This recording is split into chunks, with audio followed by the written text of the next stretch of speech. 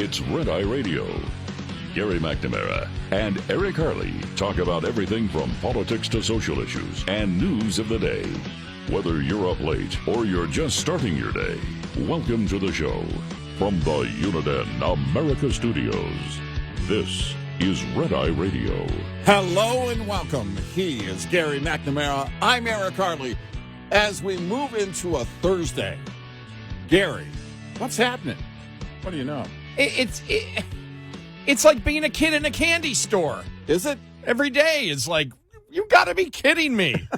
I mean, it's just, if we weren't doomed, it would be even more fun. And we are doomed. But I've got to forget about starting out with the audio from Karine Jean-Pierre because probably nobody wants to hear from her.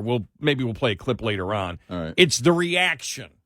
Yeah. It's a reaction that's just so much fun. Yeah. And this is where, in case you just you were sleeping for a significant portion of the day yesterday, Karine Jean-Pierre, yes, the spokesperson for the Biden administration, has informed everyone she has become an independent and has written a book about the last 3 weeks of, the whole Biden thing leading up to, the disaster of the debate and then getting out and everything else.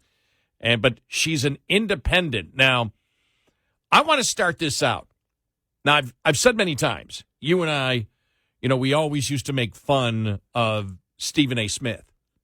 Yeah, and we did. And this is when they were talking sports things. Right. And we always just got the biggest kick out of the panel discussion, especially when it came to predictions, for the weekend. Yeah. Well, I think the Jets will beat the Bears 21-14. What are you out of your mind? It's going to be 23-17. What do you mean? Just ridiculous. How could you be such an idiot and think that? Yeah. And we always got the biggest kick out of it. It's like, I have no idea what's going on. But he has taken it now to politics, and at times, I'd like to sit there and talk to him and say, okay, what do you believe about? Let's find out where you are on the actual issue spectrum. Right. What do you believe? This, to find out whether he's a far left liberal on the actual issues, whether he is a moderate or whether he is a conservative. But this gave me, I'm telling you, I don't have to say anything today. Yeah. All I got to do is play audio cuts. All right. Because so many, but this was so much fun to listen to. I was grinning ear to ear. Yeah. When I saw this earlier. Yeah. Here we go.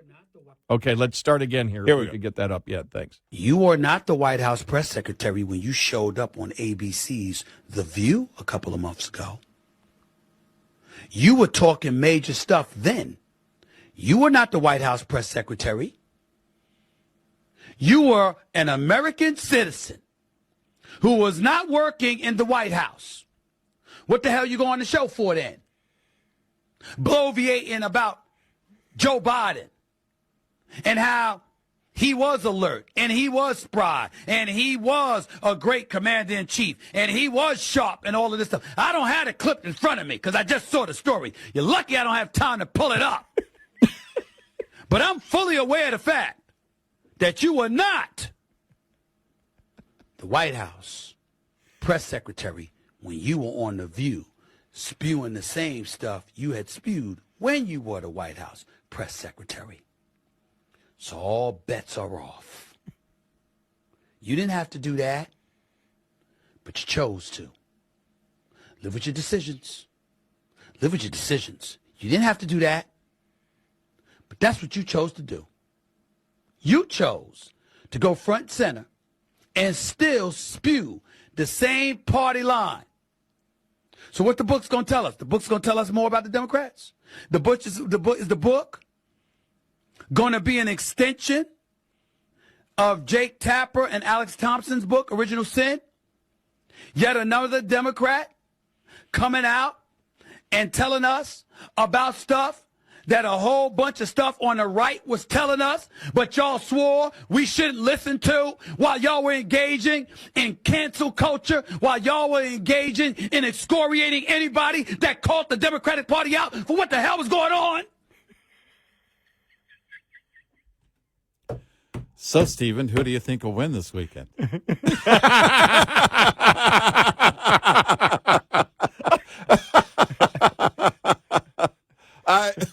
was so great.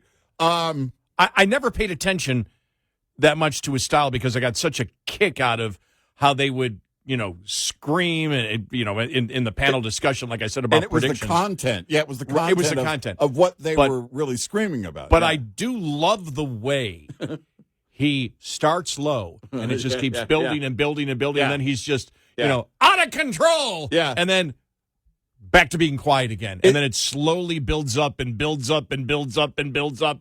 Oh, Well, it's great because if you're not watching the video, if you're just listening to it, you're thinking, man, he's probably standing at a podium. You know what I mean?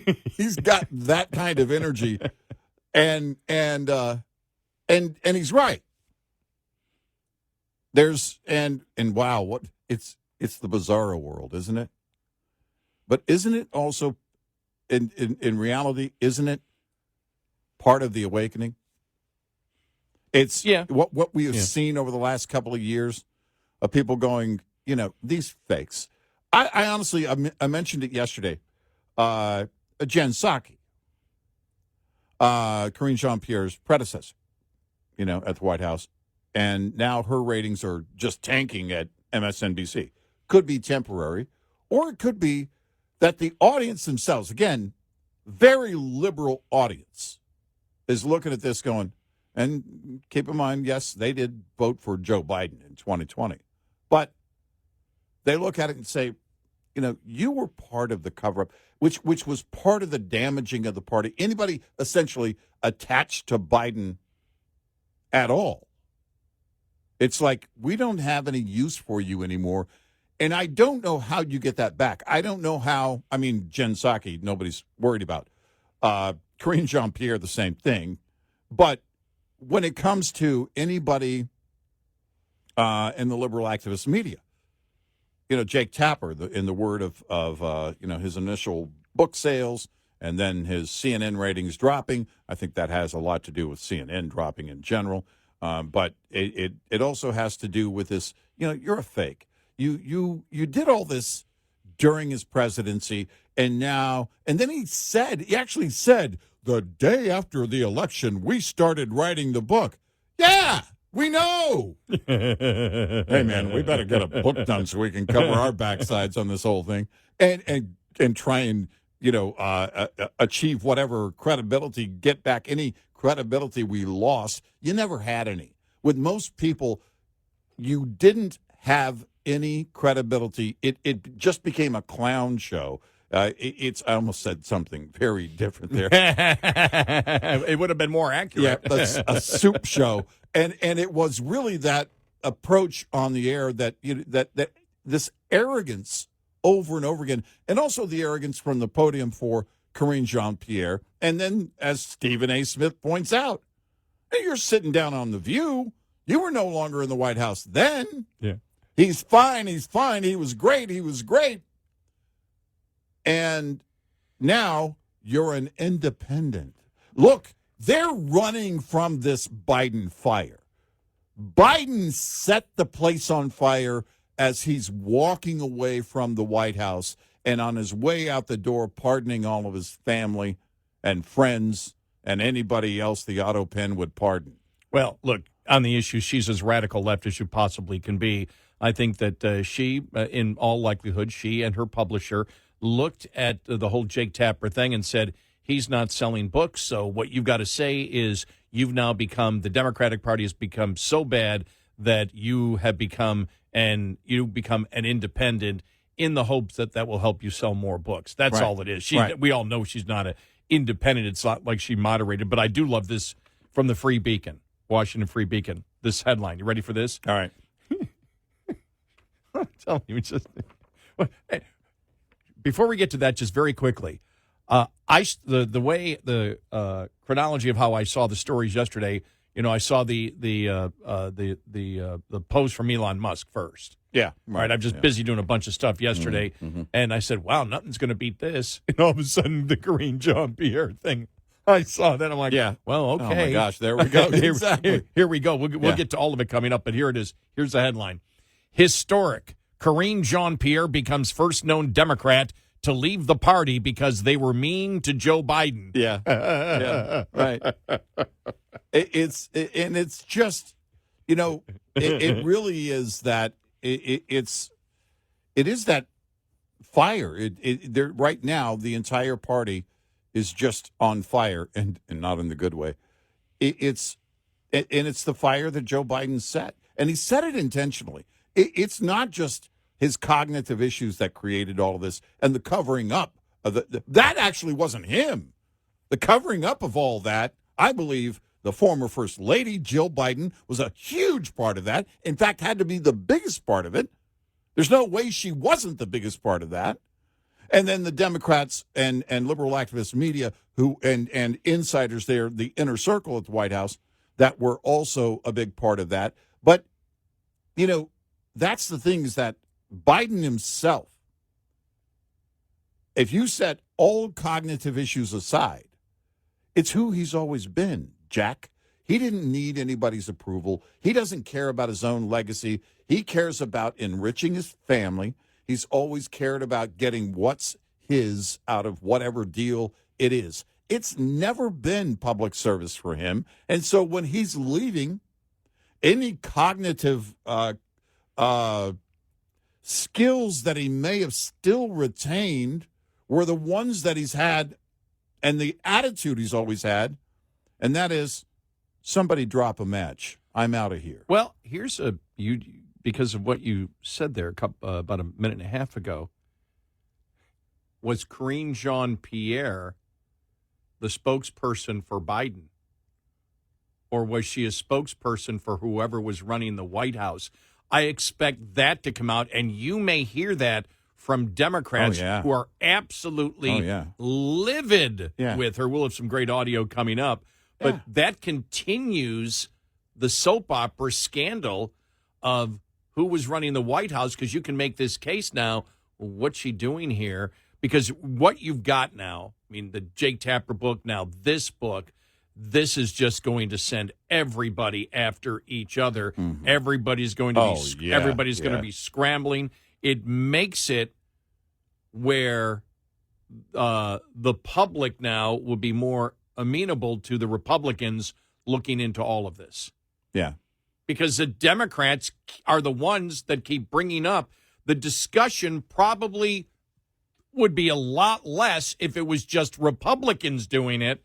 But because Jake Tapper did it, because it was all over CNN, and now you've got Karine Jean-Pierre, that we all know is as radical left as possible. In fact, I actually was thinking yesterday, no, if you really want to sell more books, come out and say you're so disgusted that you become MAGA. Yeah, exactly. Exactly. Nobody's going to believe you. No. But if you're going to do it, if you want to create this boom, because let's be honest, who were the 50,000 people that even bought Jake Tapper's book? Well, it'd be so funny, it's to go the whole MAGA route. Chapter 1. Why isn't that wall built yet?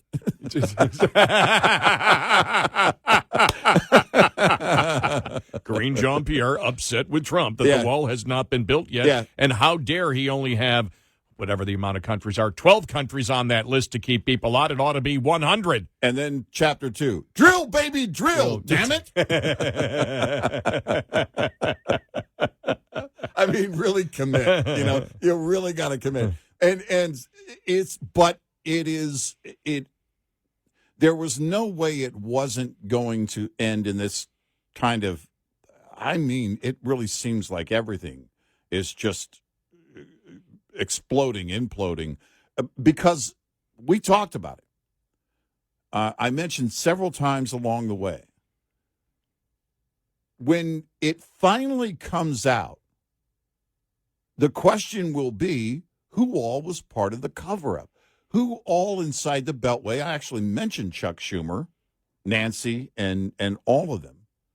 And when it's finally laid out, and reality is reality, because there was no way that Biden's mental issues, his cognitive issues, were going to get better.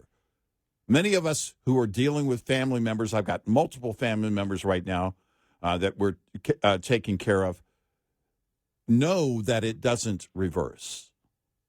And so you know that it's only going to get worse. So it was inevitable that at some point there was going to be the fallout from it.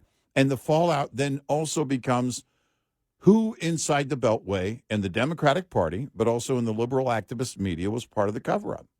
Well, we were watching it along the way, and basically all of them had to be to whatever extent it was required. Schumer had to protect the Senate.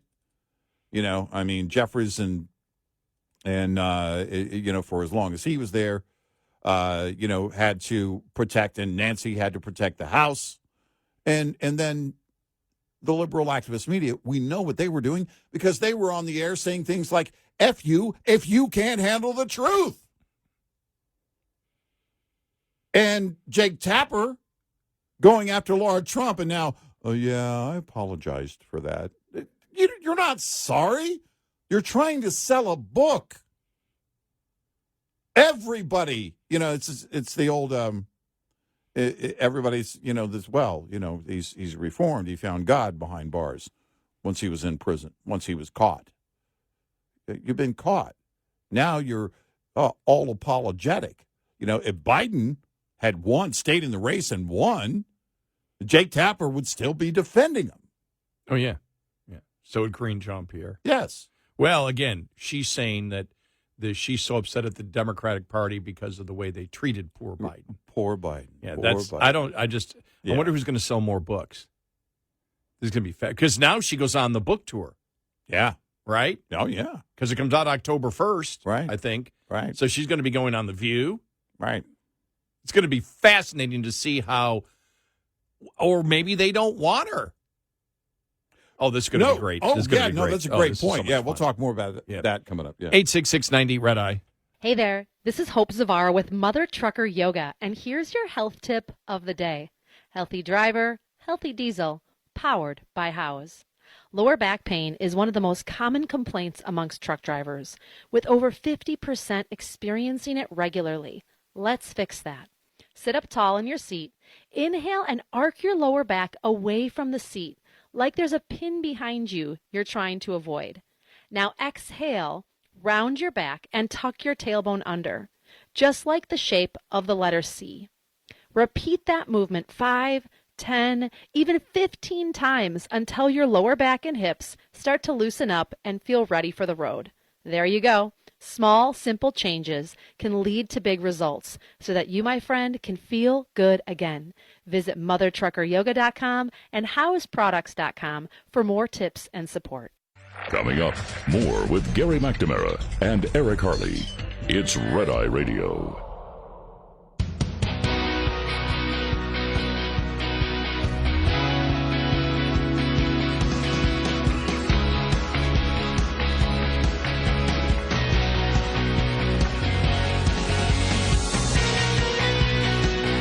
It's Red Eye Radio. He is Eric Harley, and I'm Gary McNamara. Welcome and good morning. We'll get to the Elon Musk story where he said, don't vote for the bill. Wow. Yeah. And then the story was at Wall Street Journal, the rift between, it's not even a rumored story, but Trump is losing patience with Musk's outbursts. And we knew this was happening.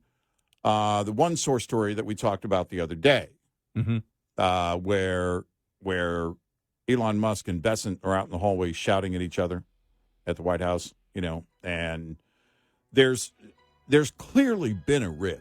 I felt it the last cabinet meeting that Musk was at, and that was the one where he promoted $150 billion, and he was kind of closing up his work there. I thought, yeah, this is over. The honeymoon for them is over.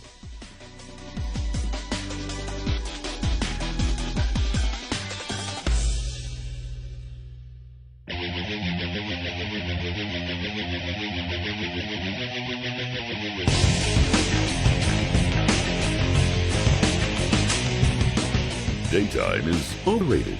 nights are where it's at with Gary and Eric on Red Eye Radio.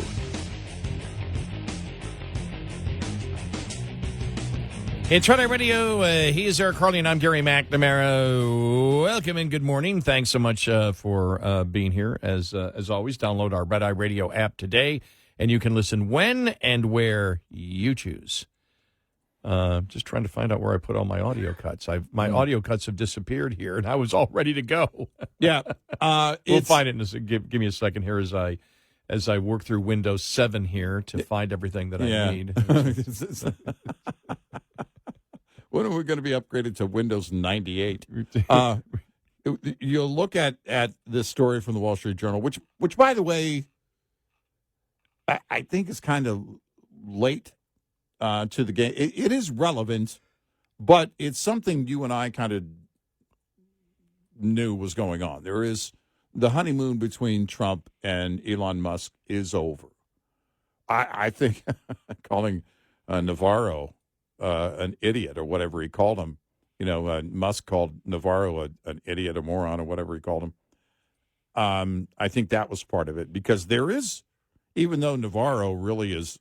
Have you heard anything from him lately? Yeah. Was he was out last weekend. Yeah, he was. Yeah. And so but he's not leading. Bessent is clearly leading on the whole trade thing, and he's not prominent anymore, but it doesn't matter. Trump apparently has, everybody on the inside is saying Trump has a loyalty to Navarro. He understands what's going on, and he wants Bessent to lead the trade negotiations, but he still has that alliance and loyalty to Navarro for whatever reason. But Elon Musk and then Bessent, the story. It was a source story, but Bessent and Elon in the hall at the White House screaming at each other, and it got a bit personal. And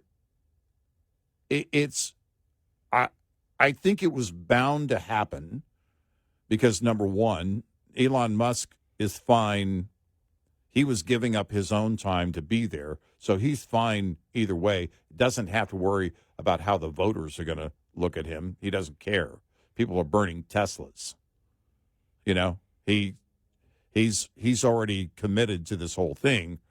And politically, it is a different animal when you have to negotiate with anybody and everybody, and there are so many moving parts in trade negotiations and even a spending bill. There are so many moving parts because every member of the House wants something for their constituents. Virtually none of them, with a few exceptions, want to actually cut. And you're there to do the political will of the people. And right now, most people don't care to actually get down to cuts. Our audience notwithstanding, we understand that our audience is in the same category as we are, fiscal conservatives. And Elon Musk is, and the whole thing, he was criticizing the bill the other day and writing on X and posting on X about it, and then also trying to be that unicorn, while pushing for certain subsidies here and everything else. And he's talking about, this is bloated and that's bloated. Yeah, it's bloated, but you're not the unicorn either. And the ideas you're promoting aren't the greatest ideas either. Not all of your ideas are great ideas and would get support. So it is that political creature. And I think it really is the society we have become. That even within the same party, you've got vastly different ideas on how to approach spending, trade, and everything else. The Democratic Party is trying to clean up after Biden. And the GOP is just trying to figure out how they're going to get enough votes for whatever this thing ends up being on the spending bill. So it was inevitable that there wasn't going to be this perfect alliance between Elon Musk and Trump. And, I don't think it's burned to the ground just yet. I don't think it's, I think they likely still have a great deal of respect for each other. But I do believe Trump is losing his patience because he knows, look, we're going to have to win the midterm for me to keep going. And we're going to have to get things done. Think about, you and I were talking about the midterm in terms of the GOP and, what's going to happen there on the spending bill. Well, the majority are doing the will of the people, and the will of the people is don't you dare cut spending. And as tragic as that is, it is the political reality that most of them will not. You get some tax cuts in there, extend the tax cuts or make them permanent, however it ends up, then people are going to be happy. They got something for me. You can cherry pick things, as we've talked about, and you're going to make certain groups happy, and you're not really, for the most part, except for the small corner of us, of small group of fiscal conservatives, rank and file that are left, and people will be happy. Yeah, here's what Elon Musk, call your senator, call your congressman, bankrupting America is not okay, kill the bill. Yeah. Wow. Yeah.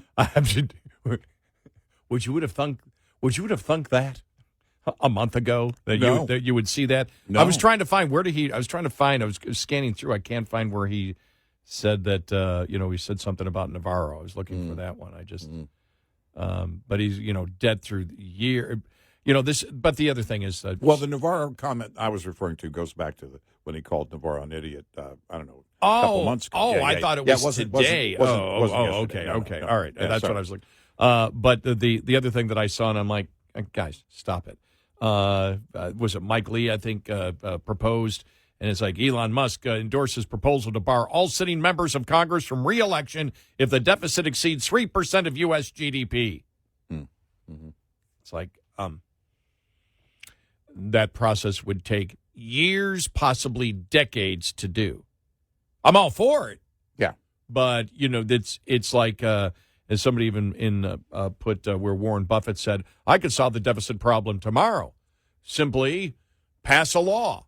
And he and he said pass a law. They're saying constitutional amendment because you think Congress is going to pass a law to destroy their own jobs if the deficit is 3% over the GDP? Yeah. I've always loved it when they go, we've got the silver bullet. If Congress votes us in, yeah, but Congress would have to vote it in. If Congress will just give up all their pay, we could solve the whole problem. Yeah. If there's $1 a deficit and Congress is forced to pass a law where they get no pay whatsoever, and so that's why they get to the point of having a constitutional amendment where the states would do it. Right. You're not going to get 2/3 of the states to do it. Nope. And it's because it's going to affect the federal dollars that they get in. Right. Yeah. And when you look at the grand picture, the whatever rift between Musk and Trump, and you and I have talked about this for a long, long time.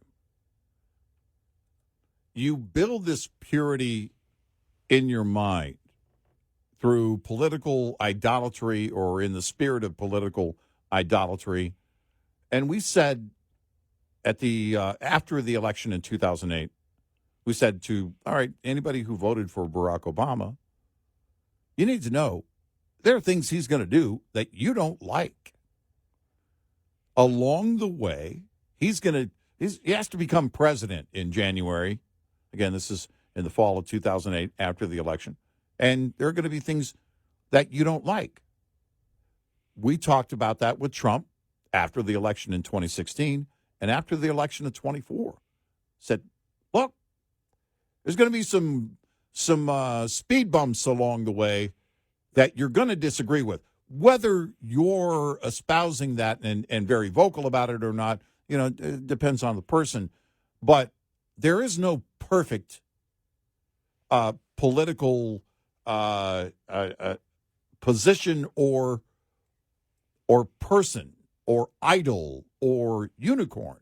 You're trying to create something in your mind that doesn't. Is there someone who's best for the job? If they came up and they changed it tomorrow where he could run for a third term, I'd vote for Trump. But I disagree with him on trade. I disagree with him on tariffs. Okay. I'm not trying to build that perfect creature, that perfect president, because they don't exist. The people come and go. It's the ideas that you adhere to. And we have said that since the beginning of our show almost 20 years ago. They invested so much into Doge. I mean, they really did. It was every single day. Here's what's happening. Here's what's happening. I saw today even something that we had said. It said, well, his success his success in Doge is not actually the cuts. It's actually the cuts for the cultural things that we've done. Mm-hmm. And it's like, yeah, but that's not what he wanted. Yeah. But then again, as I said, he's not pure. Musk isn't pure in all this. Right. He wants EV credits. Right. When he talked yesterday, the Wall Street Journal called him out, saying he's talking about all the tax breaks that all companies get, including oil and natural gas, and implying that they get special tax breaks, and therefore the EV tax credits, which is actually taxpayer cash, going to subsidize a business that might not be successful unless that taxpayer dollars have been flowing into it for such a long time. Right. And so, but when he came out, he's the one that said it. $2 trillion, $1 trillion, $500 billion. Yeah. $5,000 Doge checks. Mm-hmm. Everybody gets a Doge dividend. Where one of these remember that? One of the $5,000 checks going to come out. And we said, stop it. Right. But who's at fault for that? The administration allowed that hype to continue and back that hype. Yeah. So both were wrong on that, and both are angry at each other right now because they hyped this whole Doge thing, which was just through the roof. We're going to save it's going to be you're going to be rich because of Doge and it didn't happen. It all fell apart to the point now where no one is talking about Doge anymore, and the massive cuts. It's like this thing was huge and then it disappeared. Right. It died. Right. And all because Democrats had nothing to do with it. This was all Republicans. And I've said, you and I said, if you want the microcosm of really the symbolism of what was going on at that point, it was the same thing with the Epstein file. Yeah. All putting up in there, we got something, we got all hype. Mm-hmm. And then it was like, well, we got nothing. It's all stuff we knew already. Right. Well, then why the hell were you promoting it as if this was the second coming of the investigation nirvana? Right. And, yeah, we've got to the truth now. Oh, by the way, we've got nothing. It's all stuff you've heard before. Exactly. And all self-inflicted. Right. Doge, self-inflicted. Mm-hmm. The Epstein thing, you see the Bongino out there. The video evidence. Yeah, video evidence. It's clear. It was suicide. Yeah. So, but and that's fine. They did it and got and because it's impossible and for AI to create videos.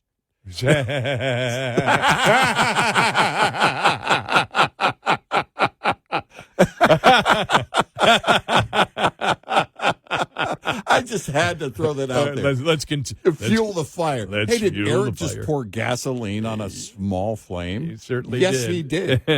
866-90 Red Eye. Lines open for your calls. 866-90 Red Eye on Red Eye Radio.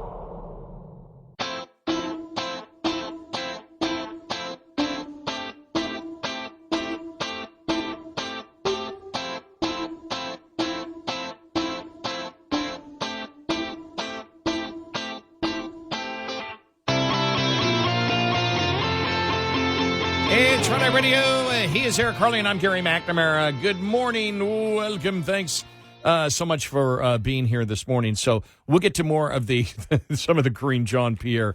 We'll actually play some of the Karine Jean-Pierre audio of her announcing her book. Scott Jennings was just great. The audio cuts I got from Scott Jennings, I went, all I got to do is play that because, in fact, almost all the audio cuts I have, it's like, I don't need to do anything today. Just play the audio cuts and go, ditto. Yeah. Ditto. Yep. Ditto. Ditto. Any word, did I miss any update from whether or not Jennings is going to run for Senate? We haven't heard anything on that in a while. I think he'd be great. I mean, the funny thing is, he does make a huge difference in CNN, but it doesn't matter. Well, that's the people that watch CNN don't want to see Scott Jennings, right. But everybody pays attention on social media. This is the interesting thing. Probably gets more exposure on social media. Yeah. Yeah. Yeah. Yeah, You got it. It goes viral. Yep. It goes viral. It's everywhere.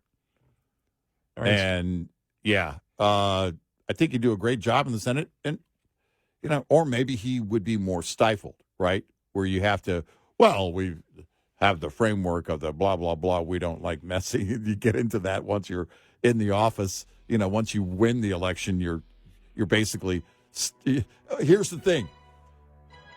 You want to stay at musty old CNN or you want to join the musty old GOP?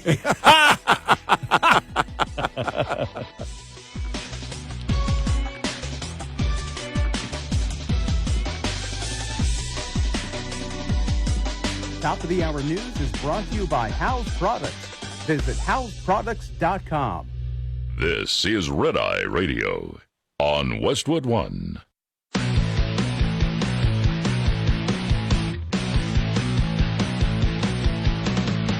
Now, it's Red Eye Radio. Gary McNamara and Eric Harley talk about everything from politics to social issues and news of the day. Whether you're up late or you're just starting your day, welcome to the show. From the Uniden America Studios, this is Red Eye Radio. All across America, we are Red Eye Radio. He is Eric Harley, and I'm Gary McNamara. Welcome and good morning. Happy Thursday. Yeah, we made it to a Thursday already. We did. Time is just flying by. You ready for this? All right, what do you got? I got some good audio. Here All we right. go. This is good. This is good stuff. Okay. Here we go. All right. My thoughts exactly, your thoughts exactly are... This may be redundant to everybody listening out there because you've already had the thought already. Yeah. So here we go. Scott Jennings. Okay. I agree with you. I don't think she will, although I would argue that it's pretty disloyal to leave the political party that, gave you your biggest career shot that you've ever had. But I tend to agree with you. I mean, I think the things we've learned in the last 2 years is that the two least credible sources of information in this world are the Gaza Health Ministry and Karine Jean-Pierre.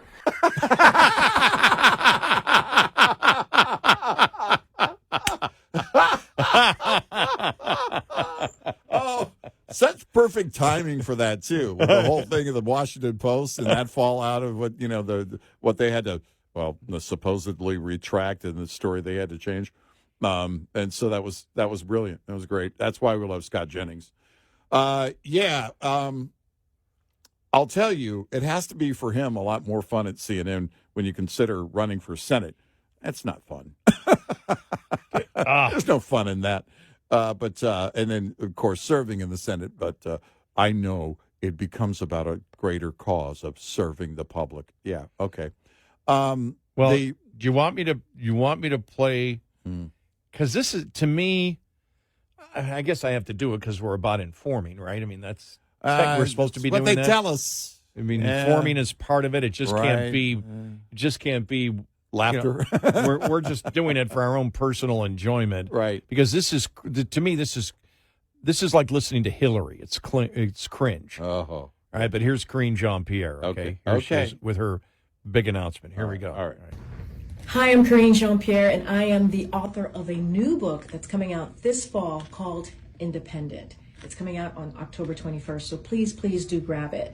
And the reason I wrote this book, coming out of the White House, serving as White House press secretary was an honor and a privilege. But since I have left, the people that come up to me, strangers that come up to me just across the country as I'm traveling, and sometimes right in my neighborhood, at a grocery store, supermarket, airport, my daughter's school, the number one question they ask me is, Karine, how do we get out of this? How do we protect our democracy?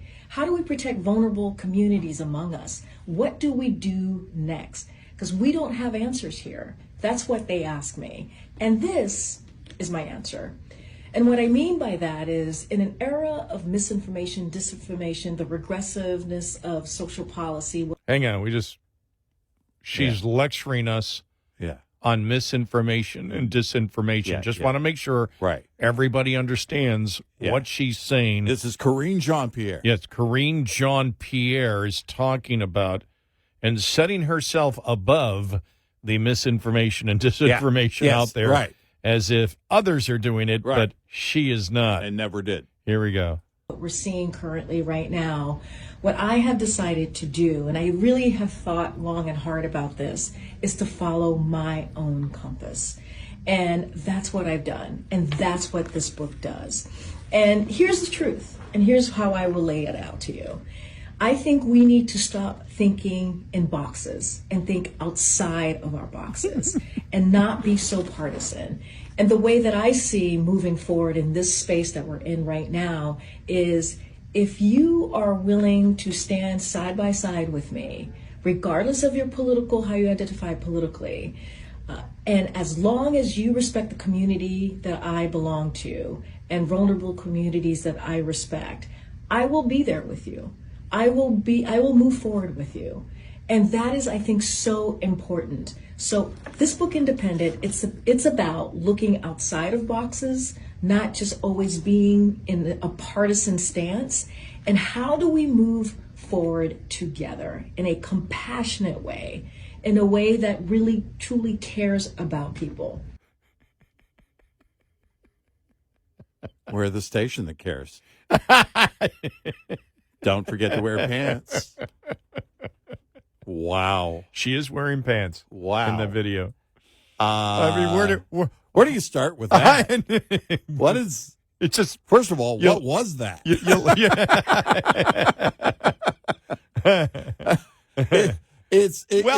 whole thing... basically saying, in the one part, outside of boxes, but you basically have to respect all of my beliefs. Agenda, right. Essentially, all of my agenda. She never said, I'll respect yours. Right. As if she is the arbiter of what is correct. Right. And so everybody should join. Put your partisanship down. Agree with me. Right. Which is to say, here's what she's saying. Don't challenge me on the issues.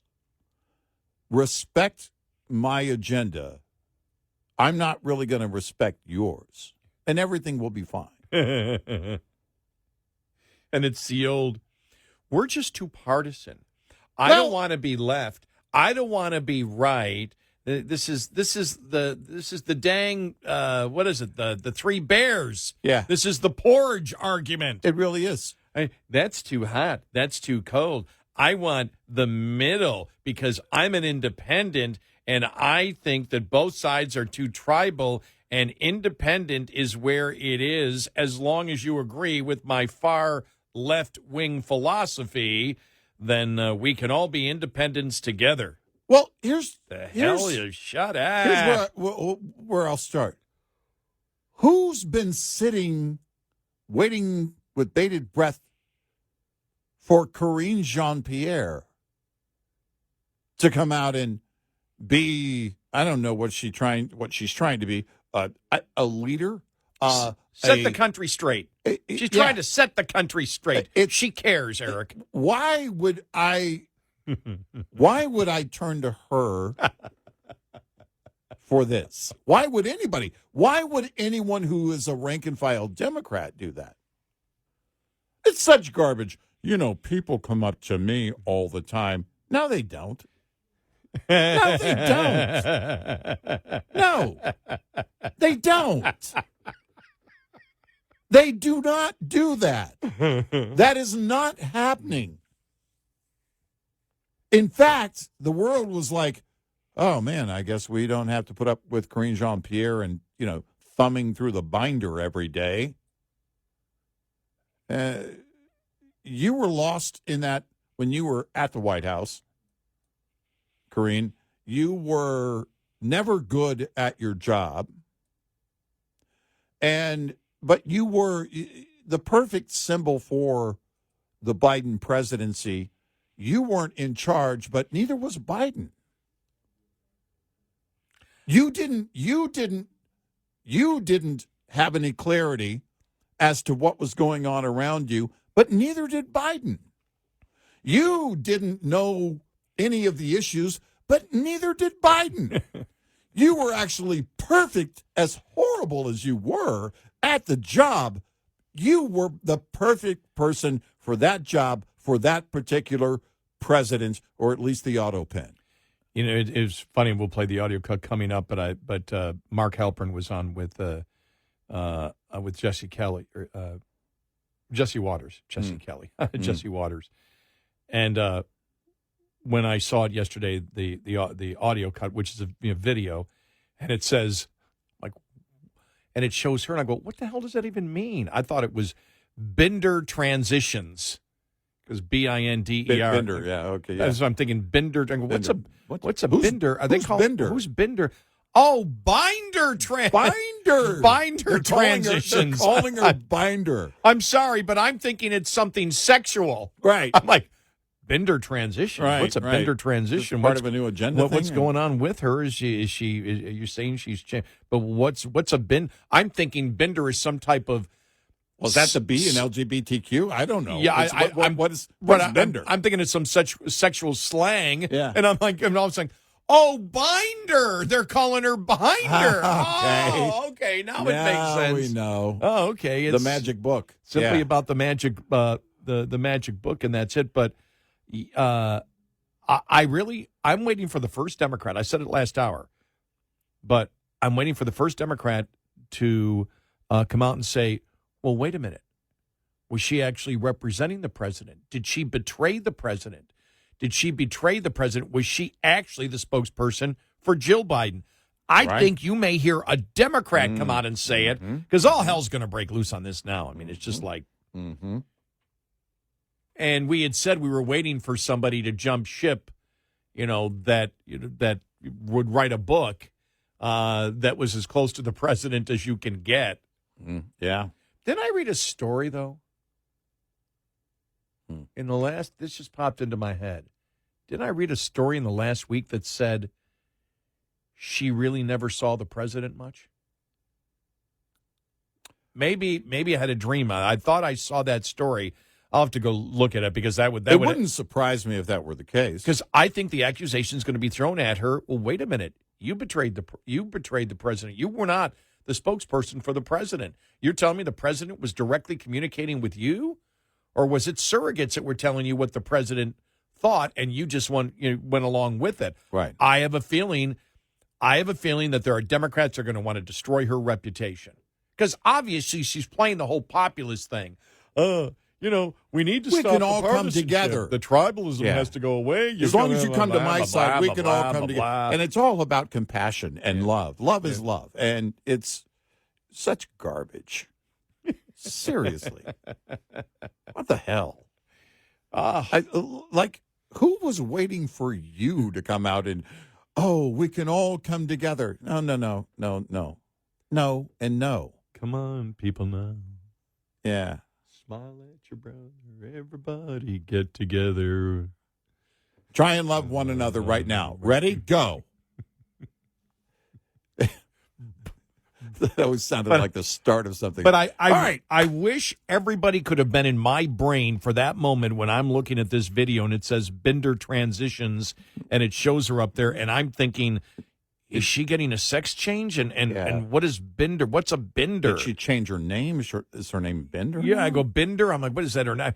Completely confused. Binder is her nickname. And then finally I realize, it's Binder. Yeah. I just burst out laughing. Yeah. That was a great moment. Yeah, I love great moment. I love that.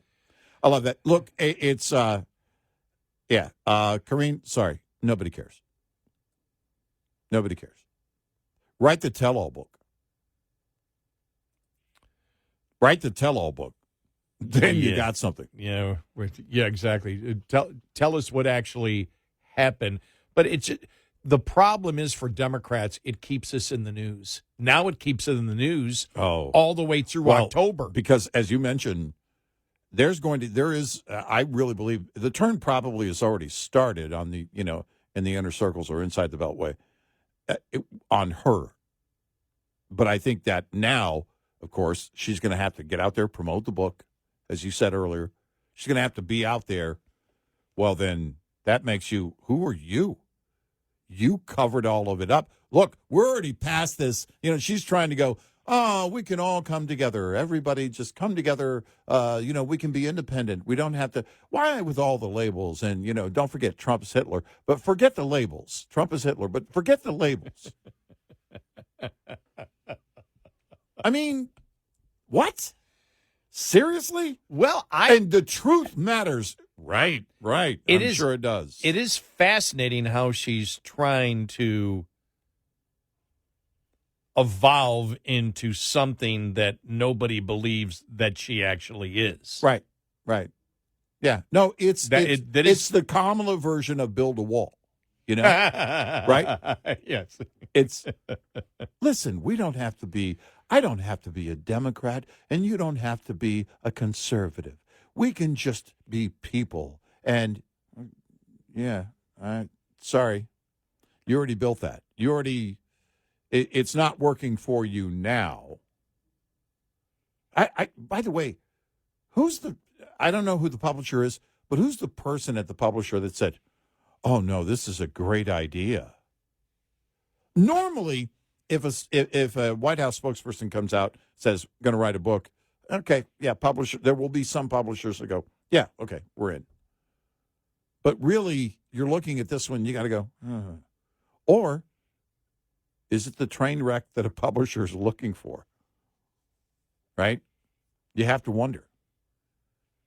She did not get high marks from her own side. The liberal activist media, while she was at that podium, for all the time that she served in that role, did not care for her. They weren't happy with her because she wouldn't deliver normally the talking points that are very simple. You give us the talking points and we'll just repeat them. We're the liberal activist media. We'll do the propaganda for you. And they wouldn't even do that at times. So she's not a hero. 866-90-RED-EYE. Brought to you by FPPF, Fuel Power Max. Owner-operators can save a hefty amount of money by participating in discount fuel networks. If you're leased and your fleet has a fuel optimizer program, use it. Such a program helps plan a trip based on fuel prices and locations in the carrier's fuel network. The larger the carrier, typically the larger the discounts that are possible. Fees for using such networks have become rare thanks to competition for drivers. Owner-operators are well advised, however, to pass up network fuel stops that are too costly, are too far off route, sell inferior fuel, or are dangerously or poorly maintained. For independent owner-operators, a bevy of fuel discount networks exists, from a variety of traditional fuel cards to the National Association of Small Trucking Companies network and the younger mudflap applications discounts at independent truck stops around the nation. Research the options and discounts available to find the right one for you. Owner-Operator Business 101 is provided by Overdrive's Partners in Business program. Go to overdriveonline.com to the Partners in Business section of the website for more details on this and many other topics. Brought to you by Shell Rotella. With advanced synthetic technology is designed to help keep your rig running with more mileage and less maintenance. Get in touch with Red Eye Radio, toll free at 866-90-RED-EYE.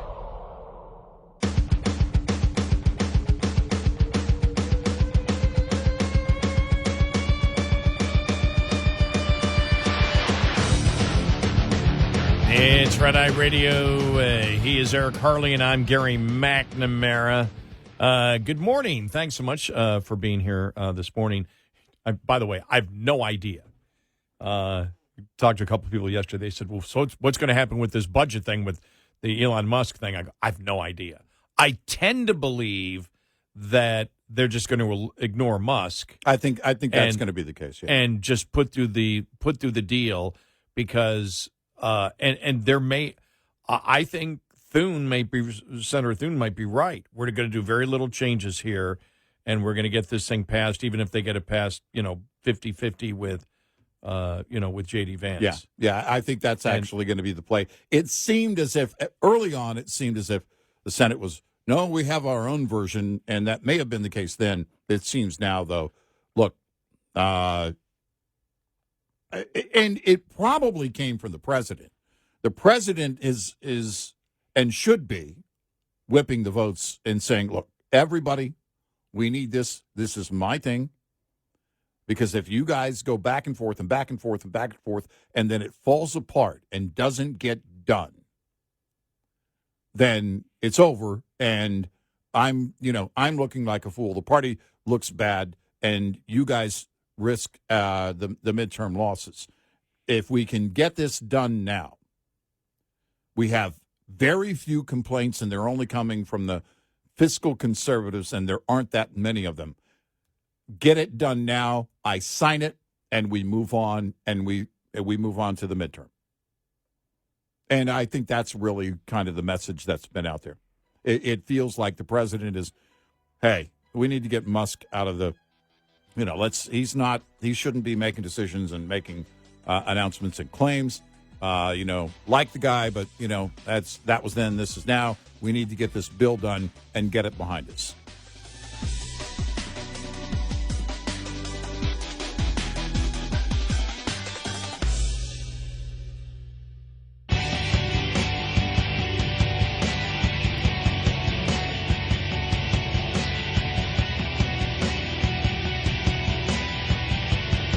You're listening to Red Eye Radio from the Uniden America Studios. We are Red Eye Radio. He is Eric Harley, and I'm Gary McNamara. Good morning. Hello. Thank you for being here. You ready for this here? All right. This is Carl Higbee from Newsmax. Yeah. All right. We do need, because of the whole Musk thing, a 4D chess move comment, correct? Okay. Mm-hmm. And here's what we get. All right, listen to this. There we go. I have a theory, though. And this is just my theory, but I've recently been pretty right about a lot of things, so I'm just going to roll with it. I think Trump might be working in tandem with Elon here to tank his own bill in a 4D chess move.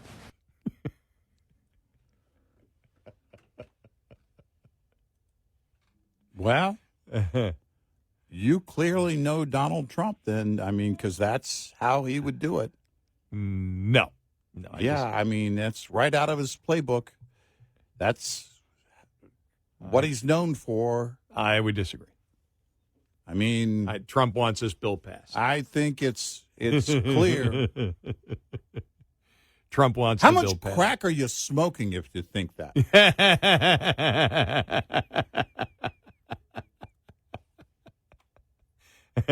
And can we stop with a 4D chess, 9D chess? Nope.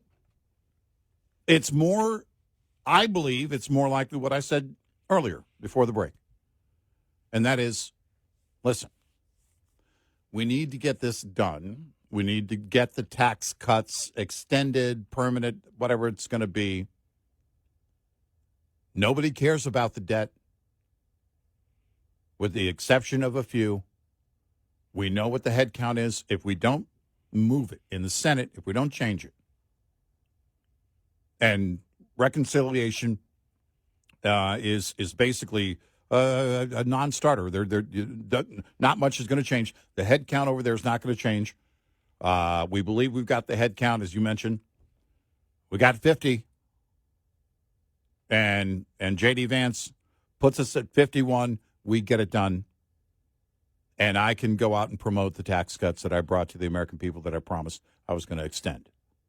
Well, the one story that I saw is still that not one, because it was a couple of weeks ago, but I saw it again yesterday, not one Republican senator, and this is again the sources, care about the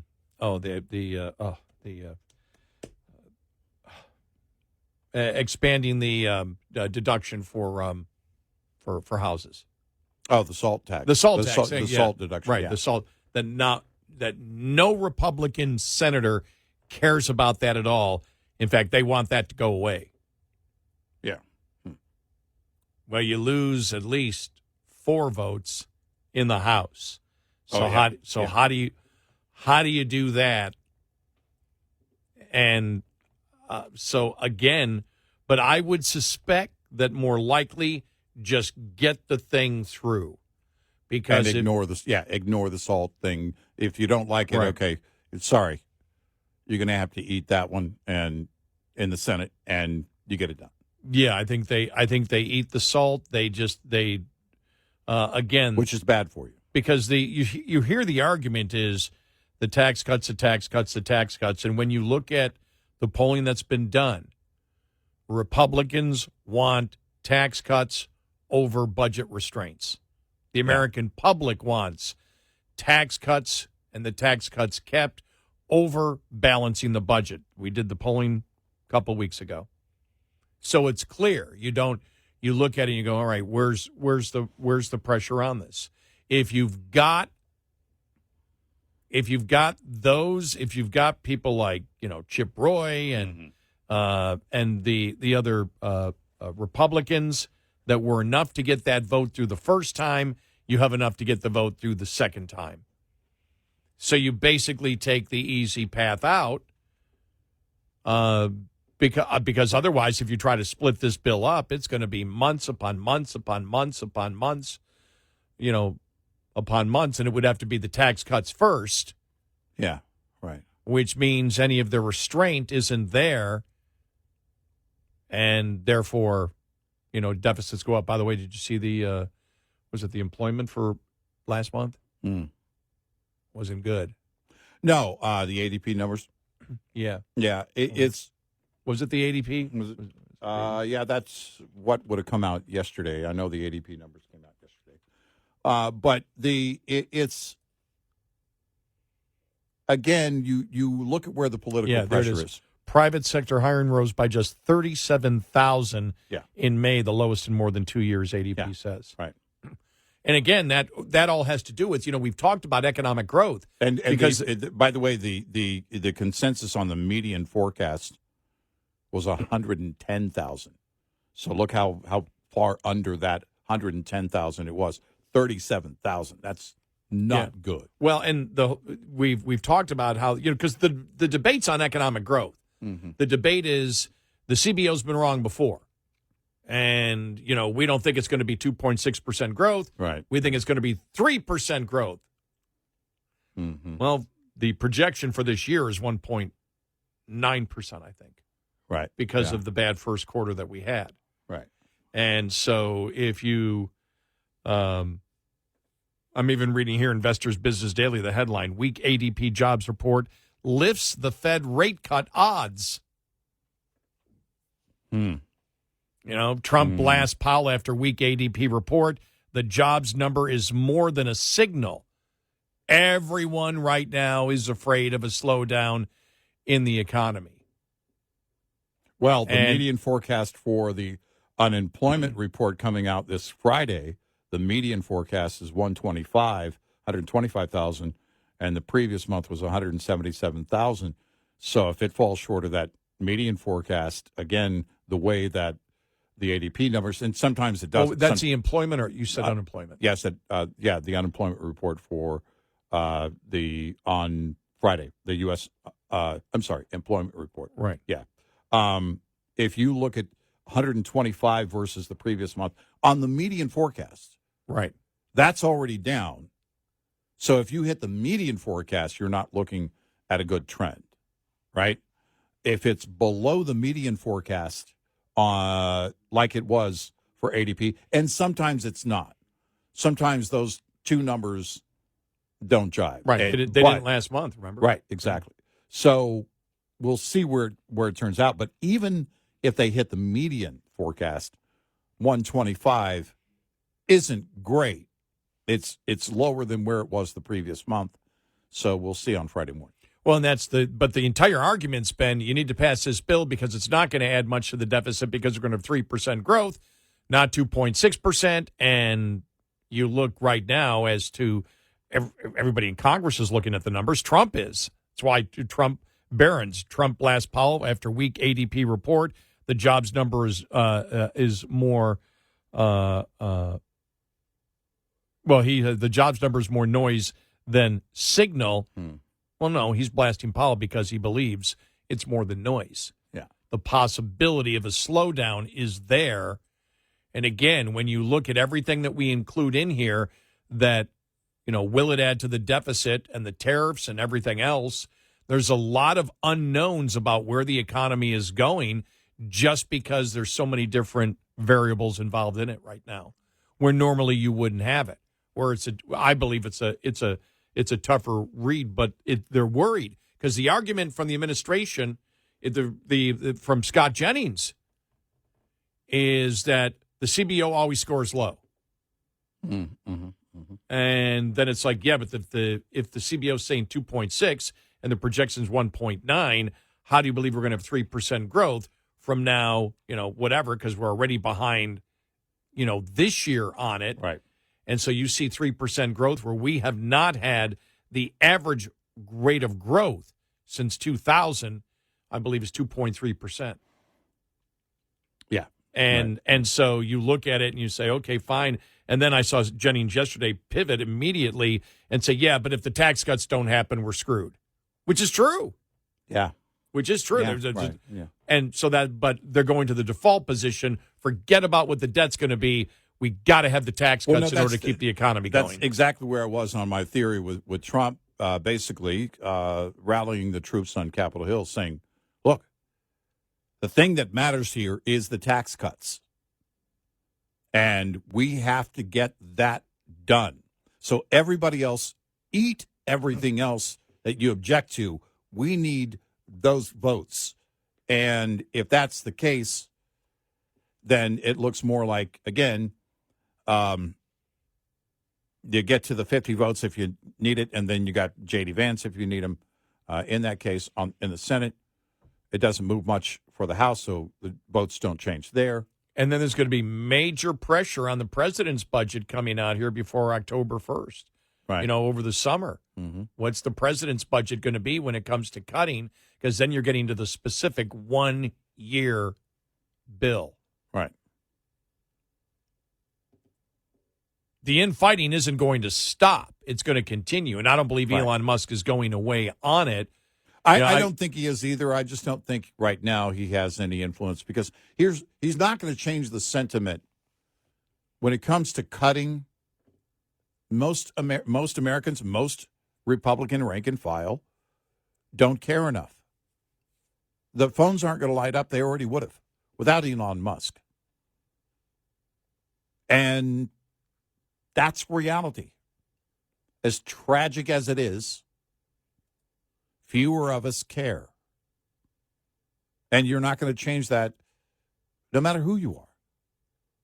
You don't turn that around until something starts affecting them directly and immediately, which is why the tax cuts thing has to happen because they can't afford to allow the tax cuts from his first term to expire.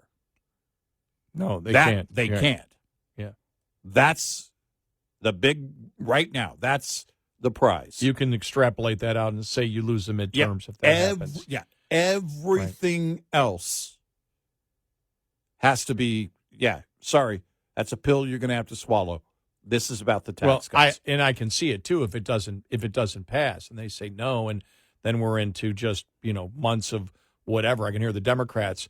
Promises made, promises not kept. Yeah. That's going to be easily all over the place. And on the SALT thing over in the Senate. Yeah. Well, if you guys insist on, the cap being where it is now and not moving it from 10, and we lose votes in the House, this thing doesn't get done, then the SALT thing expires and it goes back to unlimited. There is no cap. So you can either take what's in the bill now or wait for it to expire and face the consequences of the tax cuts expiring from that bill, that part of the bill as well. So you got one thing to do. You got to pass it. You really don't have a choice politically. And that's the reality. 866-90-RED-EYE. We'll be right back with more Red Eye Radio with Eric Harley and Gary McNamara.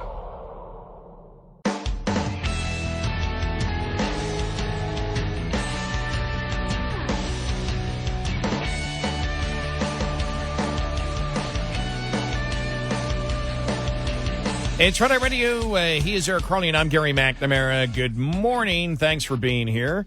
Coming up here, we'll have more on the whole Karine Jean-Pierre evolution. Mm-hmm. A new think tank is pushing the Democrats towards more popular positions. Well, the think tank may be saying that, but Democrats certainly, by and large, aren't moving in that direction at all. No. Right? No, Are they? they're not. No. And wasn't Iggy Danchenko associated with a liberal think tank? Yes, he was. Yeah, so we know how those think tanks on the left work. By the way, Iggy Danchenko was the Russian national who helped put together and create, partly in a drunk fest, the dossier against Trump. Yeah.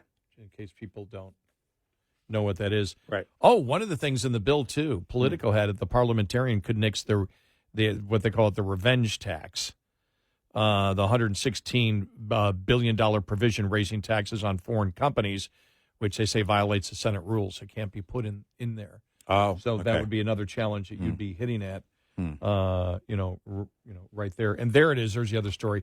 Trump is brushing off Musk's mega bill attacks for now. And again, Trump and the Senate GOP, there's a story.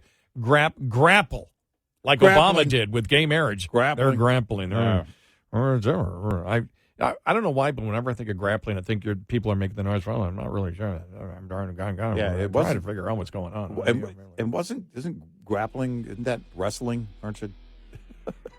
Isn't that also grappling? Well, yeah, I mean, the grappling hooks. Yeah, yeah.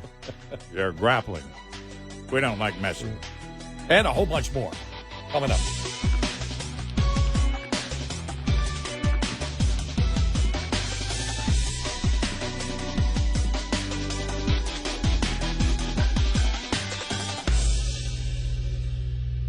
This is Red Eye Radio on Westwood One.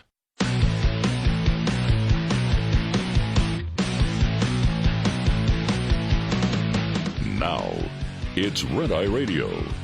Gary McNamara and Eric Harley talk about everything from politics to social issues and news of the day. Whether you're up late or you're just starting your day, welcome to the show. From the Uniden America Studios, this is Red Eye Radio. All across America. He is Eric Harley, and I'm Gary McNamara. Good morning. Reading here. Headline, Eric, National Review. The least eagerly awaited political memoir of 2025. Yeah. The funniest news of the week. Jeffrey Blarb, whatever, I don't know how to pronounce his name, from National Review. The funniest news of the week, nay, the month, possibly even the entire year. Yeah, it could be. Arrived in my inbox this afternoon as I was halfway through drafting the post-mortem of Elon Musk and Doge. I paused, shifted tabs to check my email account, and found myself informed that the first true tell-all book of the Biden administration, not a Tapper and Thompson-style journalistic exercise in anonymous inside sourcing, but a rather I was there memoir written by a major Biden appointee, was set to be released this fall. And who was the first Biden insider to stab Team Biden in the back? None other than former White House Press Secretary Karine Jean-Pierre. Yeah. Yes, her. Are you laughing already? Well, hold at least a little bit of that in reserve. Otherwise, once I hit the punchline, your eyes may be rolling out of their sockets and across the floor like ping pong balls. The title of Jean-Pierre's book is Independent, a look inside the broken White House outside of party lines. Yeah. Outside of party lines, you might ask? Yeah. Yes, because even the more important news is that Jean-Pierre has taken the occasion of her book announcement to declare she has left the Democratic Party. She's a political independent now, unburdened by the sins of the White House she served. And in fact, eager to step forward to explain how broken it was now that she is permanently unemployable and needs a paycheck. Yeah, exactly. Wow. Well, rarely has any political memoir cried out less to be read. Yeah, exactly. Yeah, it's She is the one who stood at the lectern every single day during the disgraceful months in the run-up to the June 2024 presidential debate, who smiled and smugly scolded an entire nation for noticing that Joe Biden was collapsing into a babbling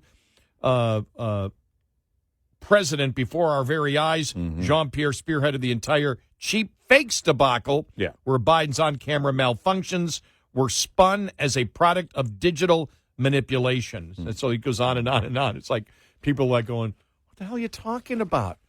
You know, what's she going to write about? Who cares? Who's going to believe anything that she has to say? Look, you look in the dictionary under liar, and it says in parentheses, Karine Jean-Pierre. Yeah, right. All right, this is Ari Fleischer here on Outnumbered. And this is great. Here we go. I'm sorry, I just can't. She has no standing to call herself a nonpartisan, to come out against the people. When she was the chief partisan, that's your job as the press secretary, to be a faithful advocate for the person you represent. And if you can't do it because you're too independent, you should resign in office in principle. So for her to come out and write a book like this, she is not left to join the independent party. She's left to join the Green Party, as in making money by promoting a book. Nothing wrong with that, but it's unprincipled. Don't pretend that you're above everybody else, that you're the independent, calling for people to stop fighting when all you did was fight from that podium on behalf of one of the worst presidents in history. So I don't think she has any standing to write a book like this, and I'm surprised because I think she'd have done much better becoming a MSNBC political commentator than somebody pretending to write a book that sets herself apart as an independent, nonpartisan. Yeah, because you think about it, you look at her. And as we have said, she was such a pathological liar. She was so horrible at her job. You and I remember her head down going through the binder. Oh, my gosh. Which is now what they call her at Fox News, binder. I mean, she was absolutely horrendous. She was a horrible liar. You knew it. One of the reasons that everybody knew, well, you think about it. The term gaslighting was in reference to Karine Jean-Pierre. Yeah. Because, you could see Biden, but she was the one out there every day trying to tell you every single day, do not believe what your eyes see, because it's not true. And if your eyes see it, then you're the partisan.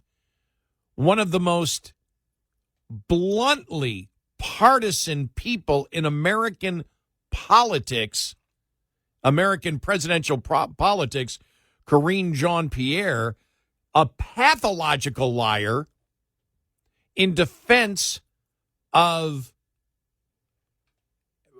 absolutely unbelievably bizarre and obviously untrue statements that she would double and triple down now on, to be as partisan as any White House spokesperson has ever been. And now she's above it. She's in the middle. That's right. And she wants everybody to come aboard and stop being partisans. Right.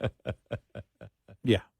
Just great stuff. I mean, well, just and beautiful stuff. And it would be, again, as Ari Fleischer points out, then if you're going to reveal something, then you were part of it. Yeah. You were, in fact, the biggest part of it, aside from the person who was president at the time. There was no one, as press secretary, no one that had you were the mouthpiece. You were the face.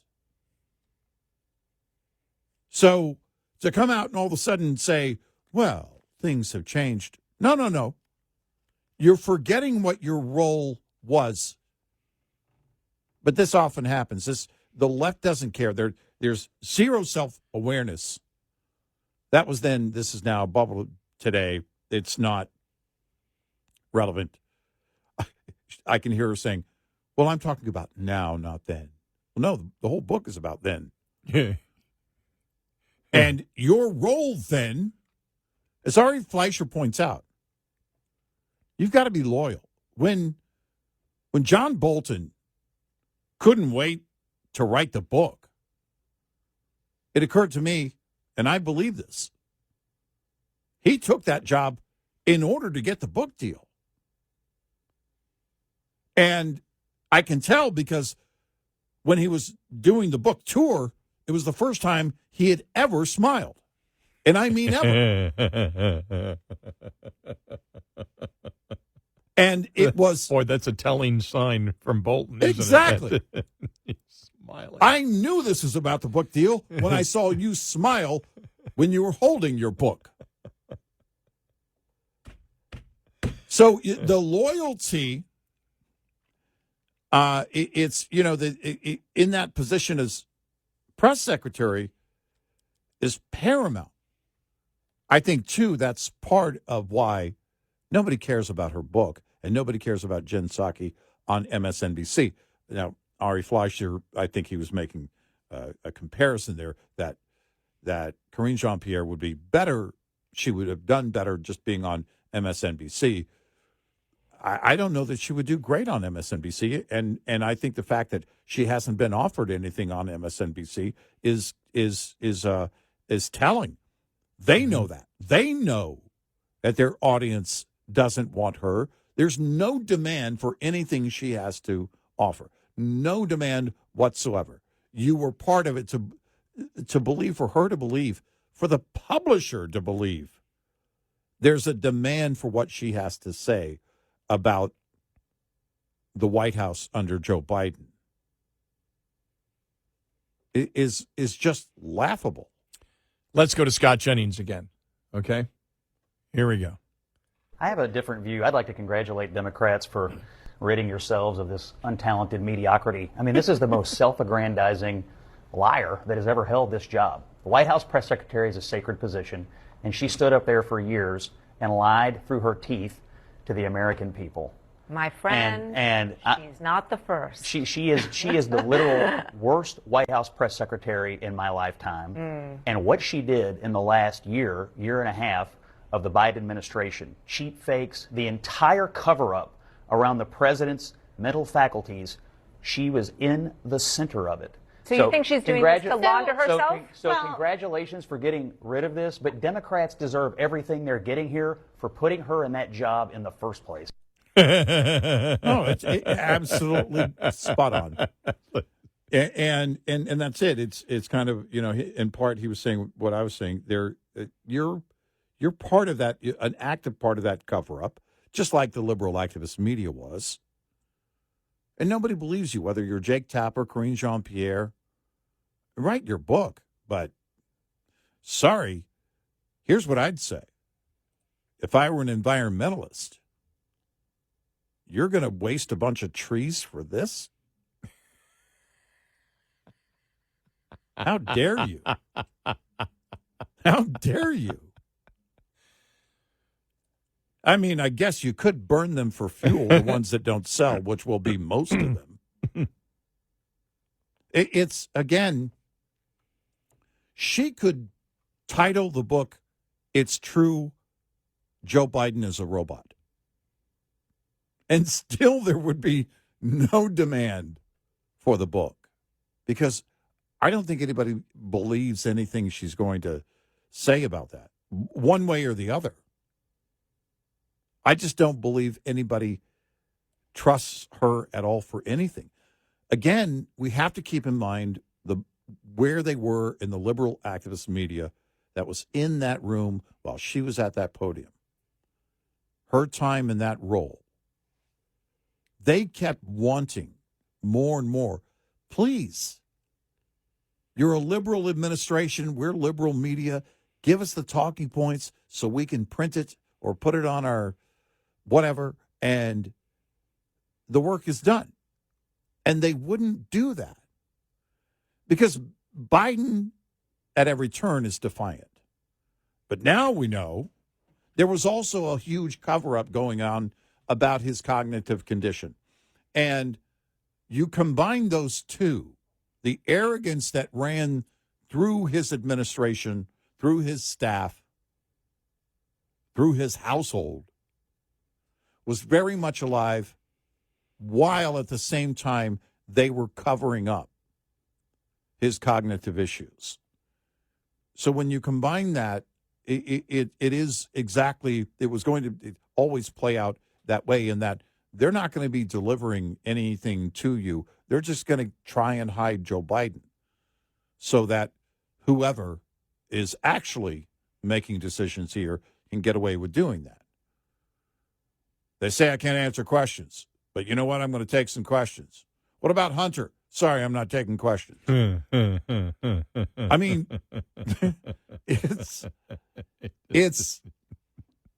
such it's so nutty. It's such so a insane. Horrible, situation that honestly nobody was ever truly in control.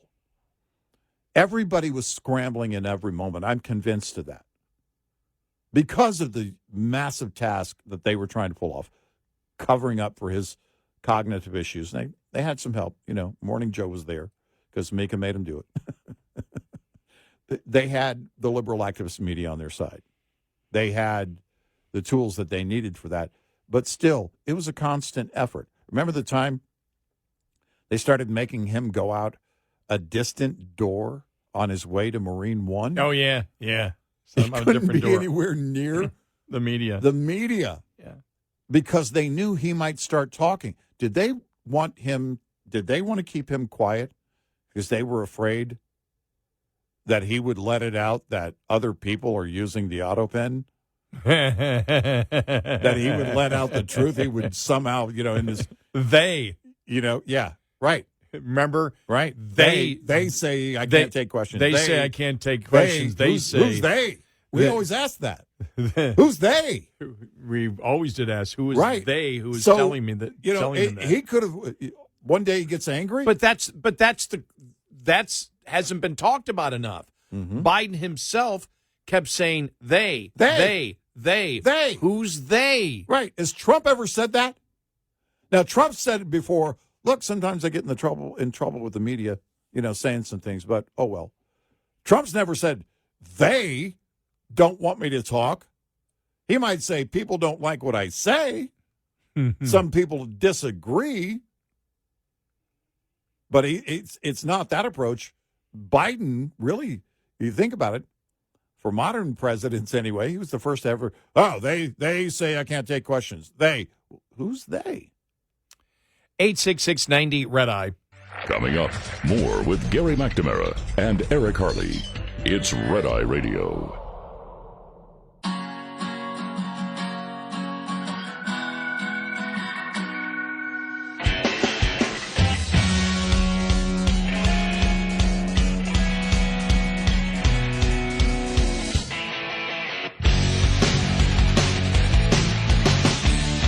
It's Red Eye Radio. He's Eric Harley, and I'm Gary McNamara. Welcome and good morning. The problem for Elon Musk is, number one, I mean, you Democrats, no matter what, aren't going to support him. And you're saying, the conservatives out there will be saying, this is right. And the question was yelled to Mike Johnson yesterday. Elon says, kill the bill. And he goes, we've worked on it 14 months. That's not happening. Right. But this is interesting because one of the members of Congress that wanted to cut was GOP Representative Eli Crane of Arizona. Here's what he had to say. All right, here we go. My issue is why wasn't he talking about this before the bill, right? Because those of us that were actually trying to make cuts, we could have used his support. And that actually might have helped us out quite a bit. And that's what frustrates me. Hey, if you're going to be in this fight, be in this fight when we need you, because we needed him.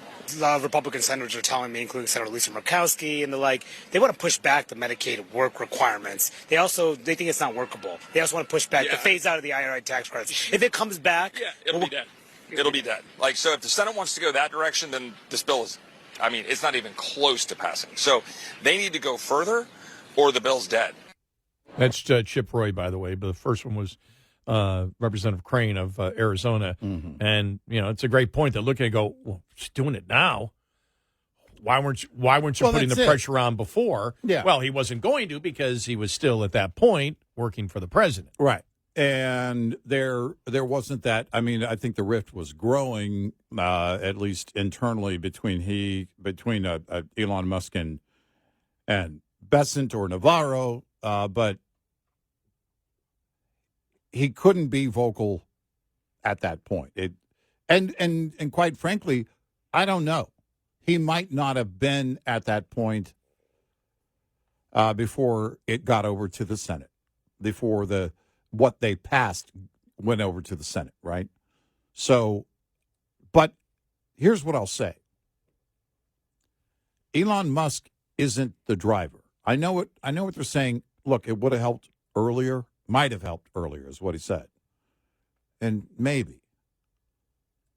But are you going to change the hearts? Is Elon Musk going to change the hearts of people who aren't fiscal conservatives? No. He's not. There's not going to be, that happens, that's when we light up the phones. That's when rank and file light up the phones. No one's going to do this as a result of Elon Musk screaming about it. Elon Musk may be right on it, but he's not the driver. There's not enough people that care.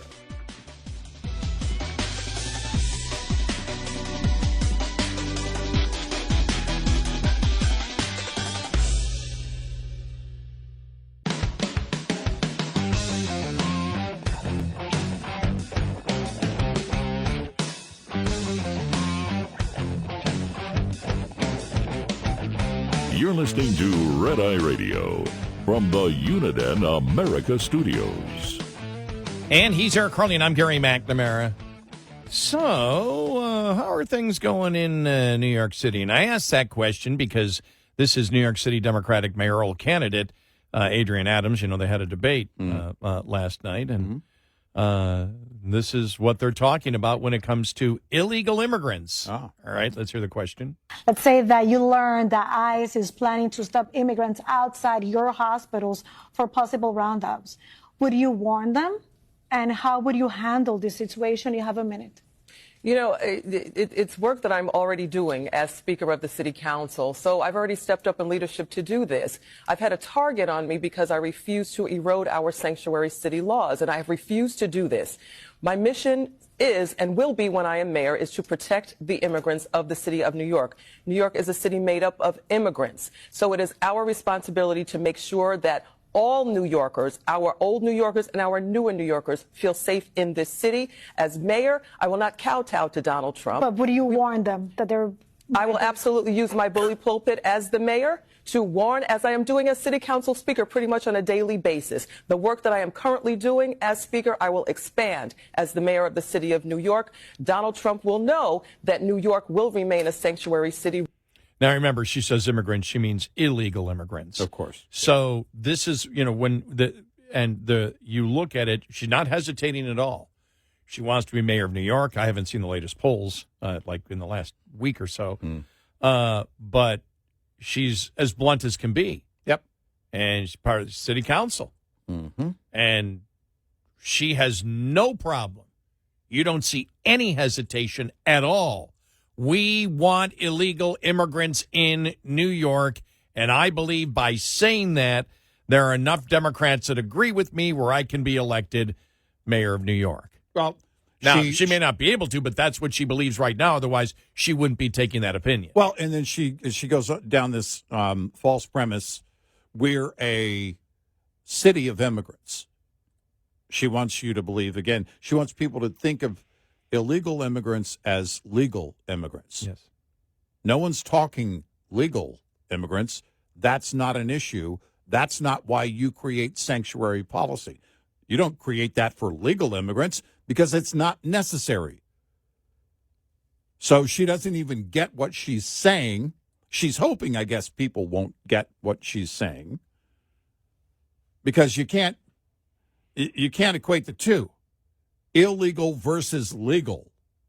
Very different situation. Legal immigrants, nobody's having a conversation about. That's not a political issue when it comes to the mayor's race in New York City.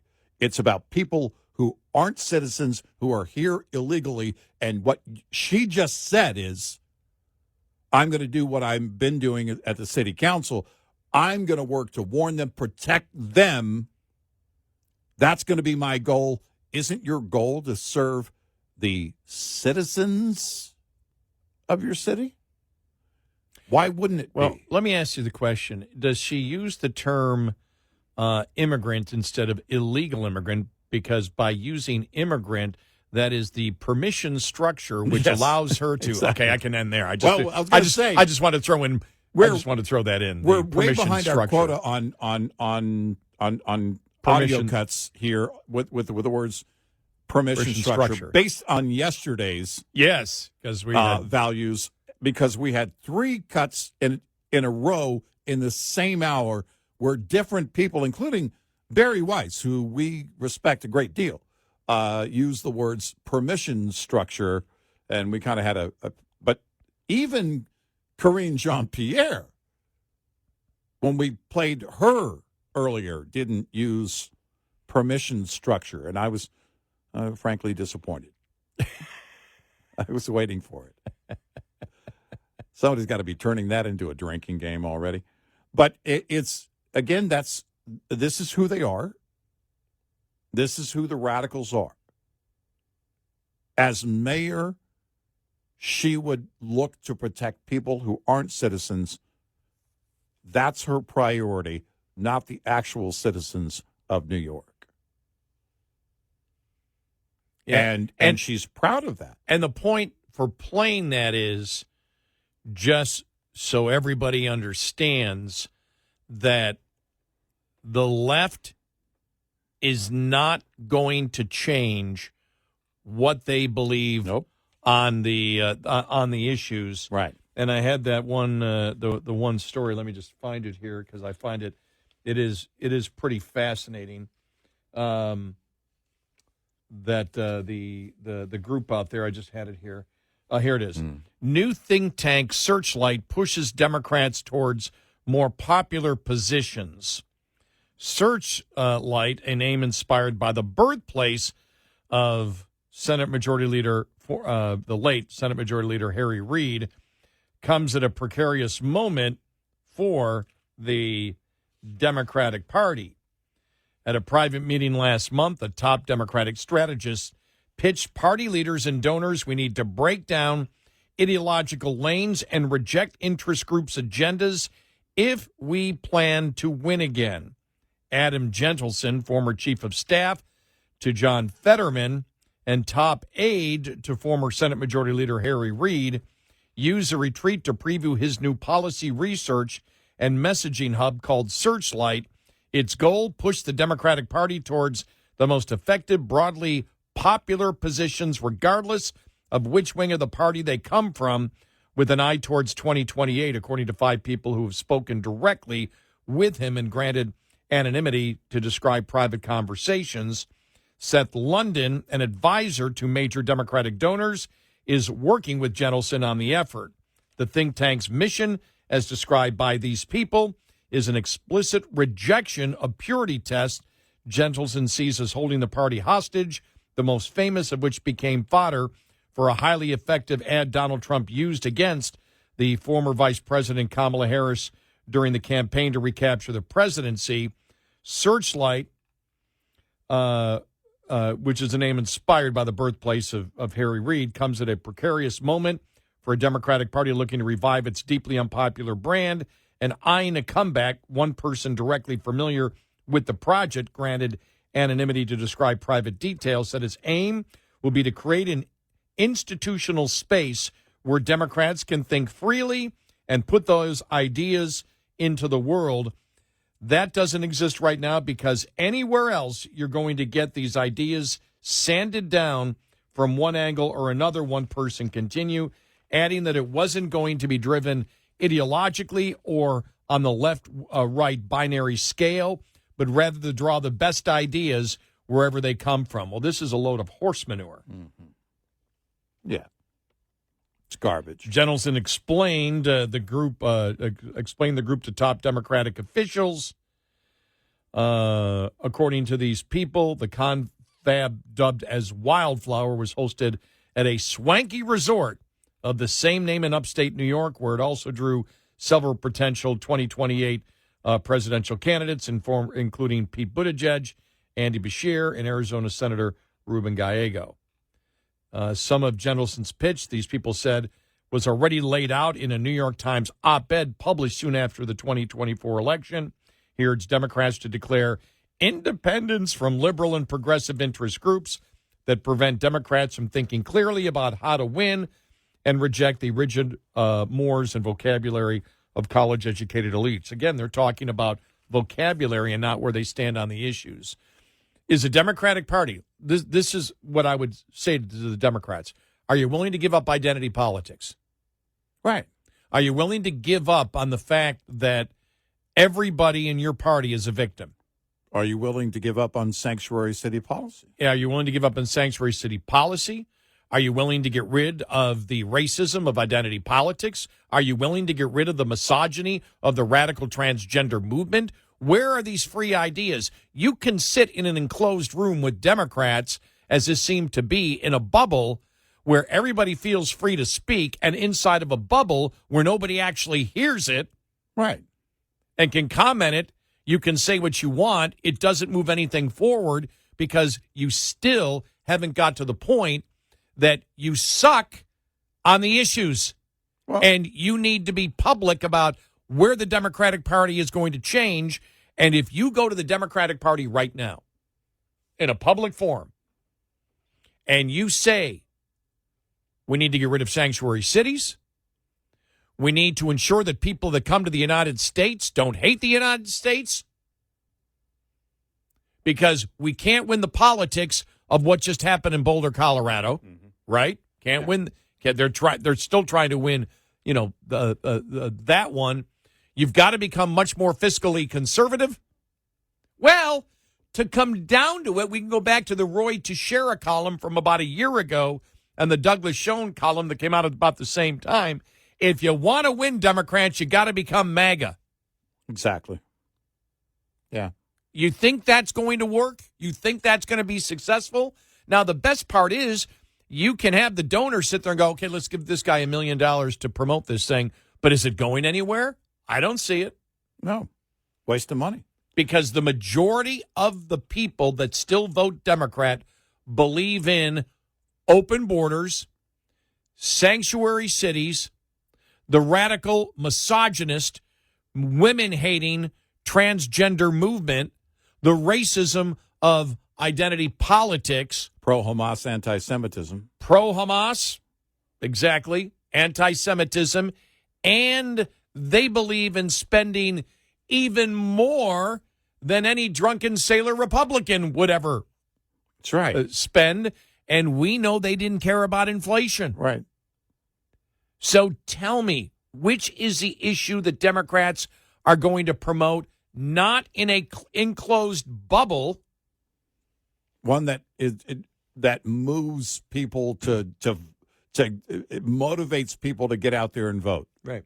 Who's going to be that? Who's going to be that candidate? Changes the party. That's, first of all, you got to change the hearts and minds of your own party. Well, no. The hearts and minds that are changed and voted for the other side. The ones that you want to change, if you want to talk about going to the middle, well, the GOP these days is the middle. Yeah. They are. There are only a handful of conservatives in the GOP. So if you want to talk about going to the middle, well, the people who decided to vote Republican instead of Democrat, they're already there. Yeah, it doesn't get. It doesn't. Yeah, you don't need a think tank. Well, that's the whole point. If we inside of a think tank, you already know what you got to do. Right. Roy Teixeira and Douglas Schoen told you a year ago before this election what you got to do. Right. You can't do it. It's not. You have to become Republican. Right. And if you say all these things in public, you're going to lose. And the majority of your political party is going to be against you unless you're saying, and you're not going to have credibility like Harris didn't have credibility. That one of the funniest political moments I've ever had where you and I sitting here looking at that political ad about how how Donald Trump didn't care about the border and she's going to be tougher on the border and she's going to build the wall. And you and I are looking at each other like, did someone slip us a Mickey? Right. What's going on here? Right. This really can't be happening, and it was. And did it work? No. She had to backtrack on it a couple of weeks later. So the Democrats want to sit there again. They're rearranging the deck chairs on the Titanic, and at the same time, doing things. That's the name of that punk band that was, pro-Hamas. Right. Involving circles. Right. Yes. And people that are idiots. Right. All right. Jerks. They're just flat out jerks. 866-90 Red Eye. Coming up, more with Gary McNamara and Eric Harley. It's Red Eye Radio.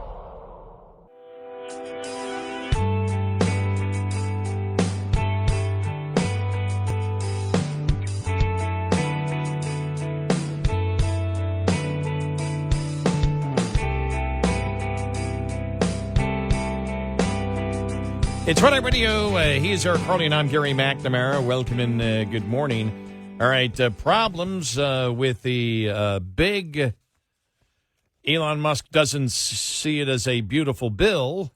Coming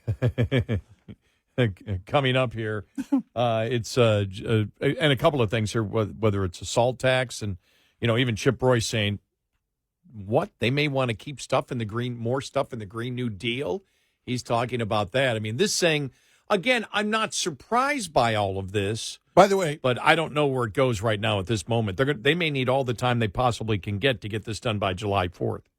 If you say the bill isn't beautiful, are you spend shaming? I'm trying to see where we are in the PC category here for how you can rephrase it. It's not pretty, but I tend to believe President Trump is probably trying to rally the troops and getting it done so those tax cuts will be extended.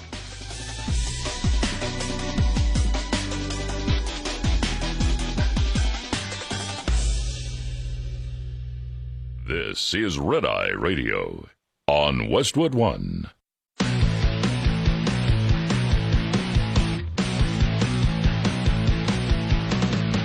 Now, it's Red Eye Radio. Gary McNamara and Eric Harley talk about everything from politics to social issues and news of the day. Whether you're up late or you're just starting your day, welcome to the show. From the Uniden America Studios, this is Red Eye Radio. All across America, we are Red Eye Radio. He is Eric Harley, and I'm Gary McNamara. Good morning. Welcome. Thank you so much for joining us this morning. So I had to go to the Babylon Bee. All right. What do you look got? at the headlines in a while. Here's a great headline. Democrats warn deporting illegal terrorist family could be slippery slope to deporting other illegal terrorist families.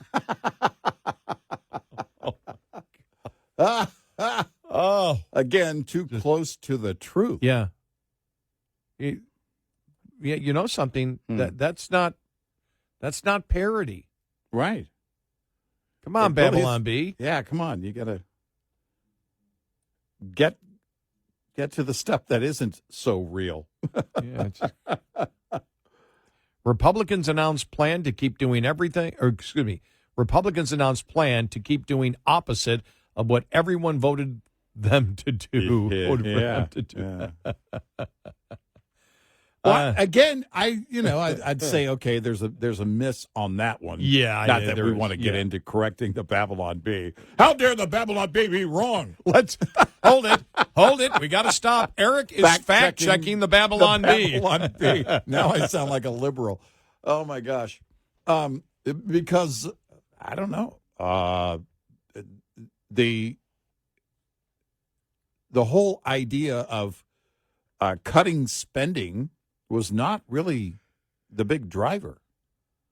No, it was not. For hardcore conservatives, and again, we're a small group now. It always is, but it wasn't during the campaign, during 24. So it's not why, it's not what they elected them to do.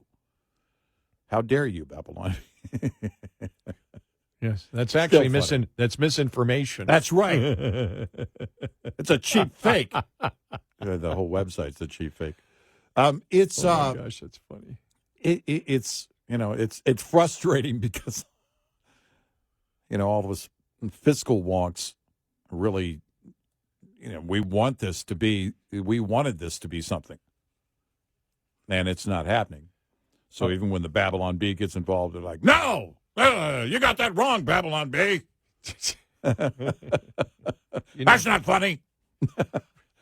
Yeah, because that really that's what they're implying, that Republicans want spending cuts. Yeah, the majority of the rank and file weren't calling for it. One of the things that we had said early on, this is during the campaign where the president was talking about cutting and bringing Elon Musk aboard, because it even happened before the election.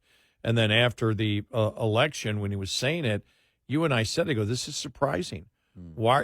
And I had said, if they could accomplish this, because I've always said that Trump bringing Elon Musk aboard at that time when he did it was really an extremely gutsy and courageous move. Because what you're saying is you were sending the message that we need to seriously cut, and we're bringing somebody in here who can do it.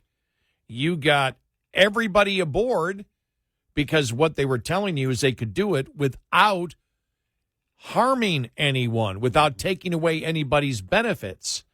Yeah. And so that message in itself was awesome. But we had said when they started coming out with those numbers, the best thing is you're doing this because we never saw an upside. Right. Because even if you're just trying to cut, as you see now, you're trying to cut able-bodied people that can work.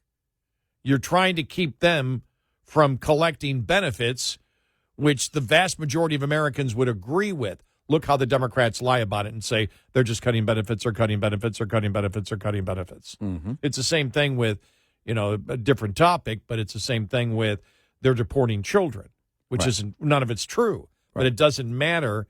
You see it. In fact, let me play this here from Schumer. All right, ready? This is Schumer from yesterday. Here we go. Okay. All right. And we all know one thing. Donald Trump is just lying about the bill. Lying about the bill. Well, here's the "We Are All Going to Die" act.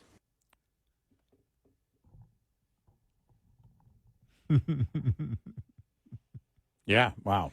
We are all going to die act. At least he didn't go to extremes this time. And remember, this overall budget, there may be cuts, but the overall budget, they're not cuts. Right. Right. We know it. Whether you believe the CBO or don't believe the CBO or believe the projections, I saw somewhere and somebody put, Trump's going to get 4.6% GDP growth. I'm like, really? Yeah. I hope I'd so. love to see that. I hope so. But we were also told, and the administration supported it, we're getting $2 trillion in cuts. Mm-hmm. So the jury is out on that one. Yeah. But, there you have it here. They're not even really cutting much. And look at it. We're all going to die. We're all going to die act is what they're calling it. Yeah. Yeah.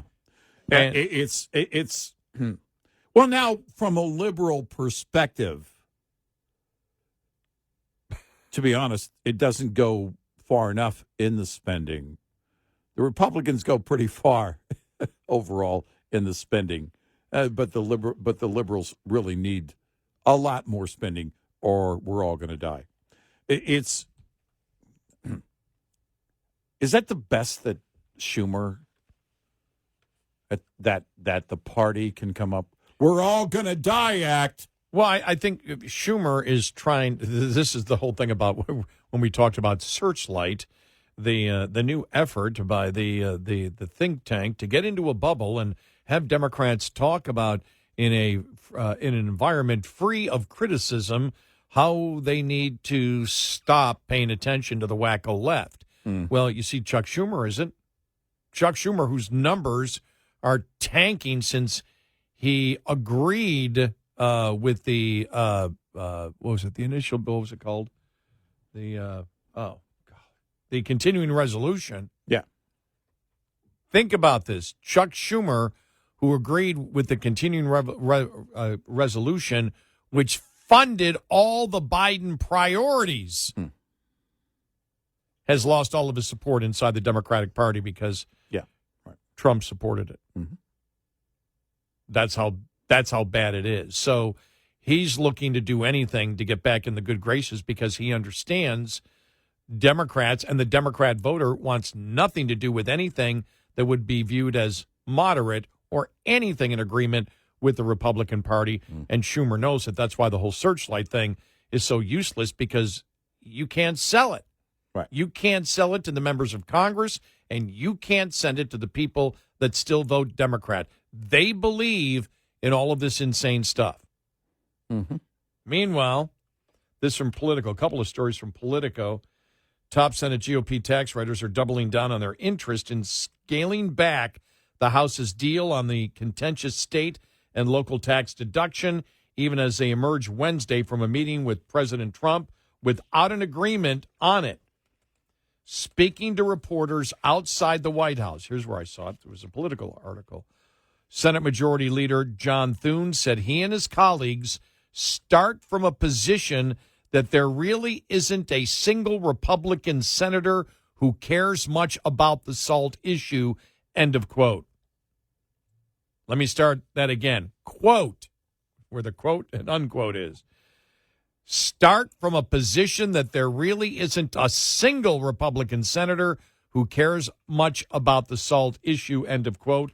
Thune was reiterating what he shared in an exclusive interview the day before, where he indicated that the House's SALT deal, on which moderate Republicans from high-tax blue states condition their vote on the mega bill in the House, would need to change in order to get the votes in the Senate. Back at the Capitol, you had the Senate Finance Committee chair also told reporters on Wednesday that because there's not a single Republican senator from New York or New Jersey or California, there's not a lot of appetite to do a $353 billion for states that basically the other states subsidize, end of quote. And that's true. Doesn't affect the Senate. Yeah, no. There's not a single Republican senator from New York, New Jersey, or California. Right. Those are the places that are really hard hit. So they don't care. Right. But Senate Republicans also acknowledge that they want to be responsive to the House's own math challenges. If they change the hard-fought deal Speaker Mike Johnson cut with its members to cap the SALT deduction at $40,000, it could present a major vote count dilemma for him. We are sensitive to the fact that, the Speaker has pretty narrow margins, and there's only so much he can do to keep his coalition together. At the same time, it wouldn't surprise me. It wouldn't surprise people that the Senate would like to improve on their handiwork, said Senator Todd Young to reporters. This was something that came up during the meeting with Trump, with Senator Ron Johnson, recalling that while the president didn't directly tell lawmakers not to meddle with the House's SALT deal, he said, you do this, do we lose 3 votes here? If you do that, do we lose 3 votes here? Well, and that's it. You mess with it at all, and we said that after it passed because it passed the House by 1 vote. So that's your margin, 1. You lose 3 based on any of that movement on any of those items. The SALT thing, again, this is why I firmly believe the president was his position is this. You guys got to get this done in the Senate. Don't move much. You're going to have to eat the SALT thing because if you don't, then it goes back to the House. The House doesn't get it done. It expires, and then the SALT limit goes away completely. So the deductions go through the roof. And if that's your, whatever your hill is here that you want to die on, it's not going to be worth it in the end. If you move this, it doesn't work in the House. And if it doesn't work in the House, these tax cuts expire, and the SALT deduction cap of $10K also expires, which means that goes limitless. And politically, you're going to get hit on both of those, but especially the tax cuts expiring. If you don't get this done, that's all of us fiscal conservatives. I don't want to get physical. The fiscal conservatives that are screaming about this, nobody's listening to us. And sorry, Elon Musk may make the news, but he's not going to change hearts and minds on this either. And so it's not, you're going to have to, this is, if I had $1 to put on this bet, I do have $1. If there were a bet on this, that's where I'd put my $1. And I'd say I have just about $1. I'd put it on the president telling them, don't mess with anything. I mean, they just pointed out he wasn't really telling us not to mess with anything, but he was pointing out that you could lose 3 votes here if you do this, or 3 votes here if you do this. And the SALT thing was a big deal over in the House. I mean, they barely got it done. 1 vote. 1 vote is what they had. And in the Senate, it's going to be hard because if they get to 50, if they've got the head count on it, then they get at 50, then J.D. Vance is your tiebreaker, and it's to the president's desk. Because, again, the tax cuts expire.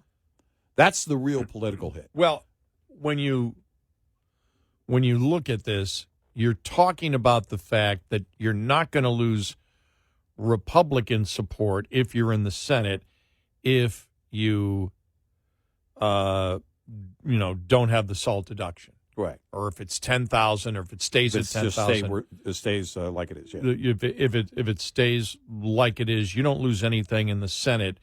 You get you get a huge spending cut that will help balance the budget. That makes it even look better for conservatives if you do it. But the fact is, how many of those Republican Congress people will you lose in those states, in those blue states? But Republicans themselves, you explain it to any Republican, the SALT tax, and you say, well, yeah, what's happening is, it's so expensive to live in these areas and properties are so expensive that red states actually end up subsidizing these blue states if they get this enormous tax deduction because it makes it so they can be irresponsible and they basically make the federal government pay for it. Right. Which means you pay for it as a taxpayer. You can sell that to Republicans. Yeah. But then again, the other concern is, do you lose those districts in New York and New Jersey? The ones they won in New York is what put them over the top. In 2024. That's the political problem that you have. Well, and again, if you move the cheese, you lose votes in the House, and the SALT cap at 10K expires. Right, if nothing gets done. If nothing if they don't get this passed, it will expire, which means it really helps the blue states. Do you want to do that? That's really where you are. That's a good point. Yeah, that's the parameter on that end. Yeah, and the tax cuts beyond that, you can't let those expire. So you're really stuck in that position if you're in the Senate. And that's just the way it is. That's just how the table is set right now, and you can't change that. 866-90 Red Eye. Brought to you by Hot Shot Secret. Hi, I'm Jen Loomis, a transport safety expert at J.J. Keller, and I'm here to share a tip on roadside inspections. Once a roadside inspection is completed, the officer will close it out, which involves the officer writing or typing up the report. The more the officer found during the inspection, the longer this will take. If violations were discovered, most officers, as a courtesy, will explain the violations to the driver. If there were any out-of-service violations, the officer will normally explain what must be done to get the out-of-service order lifted. Drivers need to be very attentive during this part of the inspection. The driver also needs to read and understand the complete inspection report. After receiving the inspection report, the driver has 24 hours to get the roadside inspection report to the motor carrier. If the driver will not be returning to a company facility within the next 24 hours, the driver needs to know to get it on the way to you via email, mail, or fax within 24 hours. This tip was brought to you by J.J. Keller & Associates. Visit us at jjkeller.com. Lines open for your calls. 866-90 Red Eye on Red Eye Radio.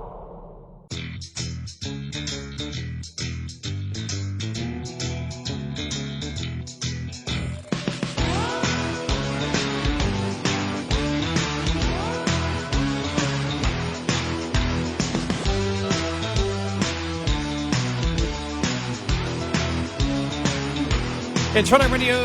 He's Eric Harley, and I'm Gary McNamara. What does Rand Paul have to say about the whole budget process? We'll have that coming up following the bottom of the hour. We already know.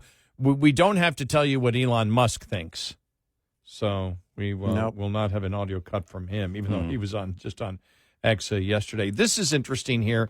The parliamentarian could nix what they call the revenge tax. The questions are swirling about whether the Senate's parliamentarian will kill a major tax increase in the Republican bill, potentially blowing a big hole in their plans. The parliamentarian, Elizabeth McDonough, could decide that a $116 billion provision raising taxes on foreign companies violates the chamber's internal rules about what may go into a reconciliation, which would be immune to Democratic filibusters.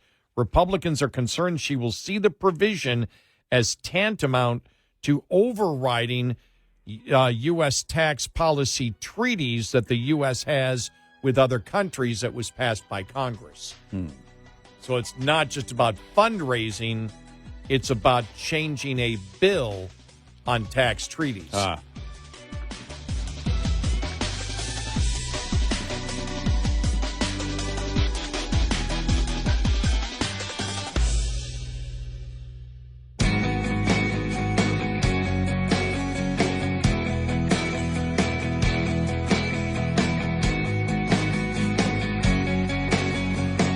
Catch all 5 hours of the show live every night on the Red Eye Radio app. Available in the App Store. Red Eye Radio. And he is Eric Harley, and I'm Gary McNamara. Welcome and good morning. So, yeah, that's what's happening. The Republicans are now worried that the parliamentarian could nix the tax on foreign companies. Republicans are concerned that she will see the provision as tantamount to overriding tax treaties that the U.S. has with other countries. If that's the case, she could decide the matter under the jurisdiction of the Senate Foreign Relations Committee, which would be a problem for Republicans because their reconciliation plans never mention that panel. That would force lawmakers to redraft their plans or drop the provision altogether, leaving them scrambling to cover the resulting budget hole because of that. We'll see what she does, said Representative Kevin Hern of Oklahoma, a member of the House and Ways Committee. I don't want to speculate about anything. The issue is now being discussed behind closed doors as lawmakers eye changes to a sprawling tax package approved last month by the House that Republicans hope to push into law by their July 4th recess. So, again, I don't know. I don't know the specifics of it, but that's the one thing they're saying that Republicans are actually worrying about right now. So we'll see where that we'll see where all that goes. Meanwhile, you had Rand Paul, who was on with Kudlow on Fox Business News. And, Dr. No tells us what his concerns are. Our friend, Kentucky Senator Rand Paul. Senator Paul, as always, good to see you. Thank you. Thank you. So President Trump has a... By the way, there was no enthusiasm. Good to see you. Thank you. Thank you. Yeah. It's all right. Let's continue. Yeah. It was like, okay, I got to do this interview with Larry. Yeah. Okay, here we go. Disagreement with you or you with him. He says you're always voting no. You deny that. I know you endorsed Mr. Trump, even though it was after the election. But are you always voting no? Are you Dr. No? Well, I do recall voting no on 2 of his impeachments, and I think he was okay with those no's. Yes. I do recall voting yes on his cabinet. I do recall guiding through Christine Noem through my committee to be appointed in very quick fashion. So I think I've been quite supportive of the president, but I think in some ways we're talking past each other.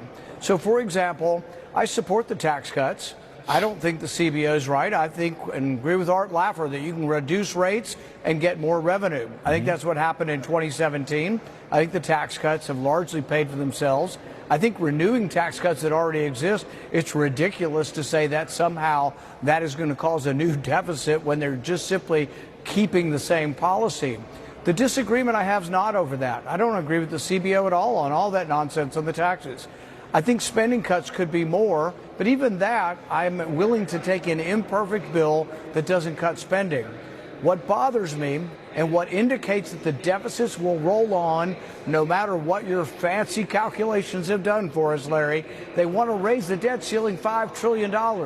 This year, it will be $2.2 trillion, and that was voted on by mostly Republicans, not this Republican, but most Republicans in March voted to continue the Biden spending levels. So when we get to the end of the year, $2.2 trillion, but they want to raise the debt ceiling $5 trillion. So they're anticipating at least that much or more.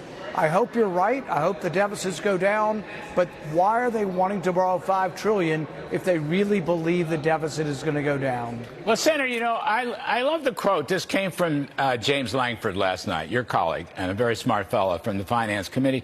He said, look, you can't pay down the jumbo mortgage in 1 year. Or, frankly, you can't even pay it down in several years.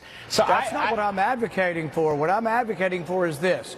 If you had teenage children and you gave them a credit card and they maxed out the $2,000 on booze and gambling, would you give them a bigger credit line or a smaller credit line? Congress is worse than a bunch of drunken teenagers. They have a history of not being fiscally responsible. You should give them a very short debt ceiling increase and say, show me and prove to me that you will act responsibly, and I'll give you a little bit more money. So the credit line should be restricted. It should be short.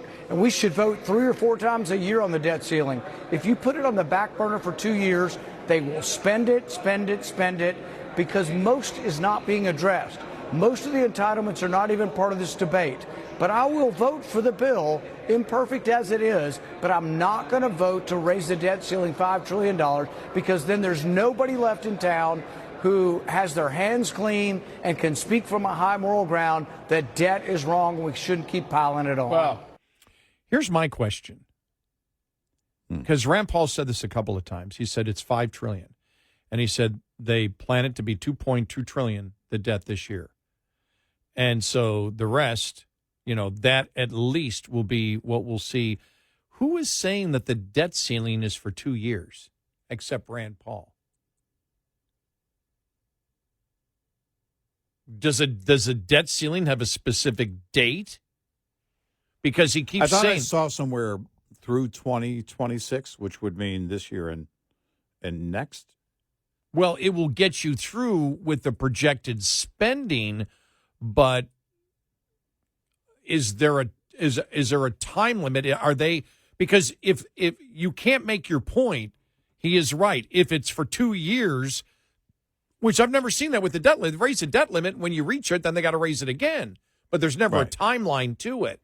He keeps mentioning this timeline as if that's the catch, and nobody's debating him on it. he's saying, well, that's the catch right here. You say that the overall bill, because of growth and everything else, is going to reduce it. Then why are you asking for $5 trillion over 2 years? Because if you're asking for that, it means you're going to spend more. You're not going to be able to reduce the deficit at all. You're not going to, you're definitely not going to reduce the debt, but you're not going to reduce the deficit. And I don't know where he's getting this thing. I've never heard it that the debt ceiling is for a specific time where you have to use that debt ceiling. Because for God's sakes, if that's the case, if it's saying, no, this debt ceiling must be used over the next 2 years, you've got even more problems.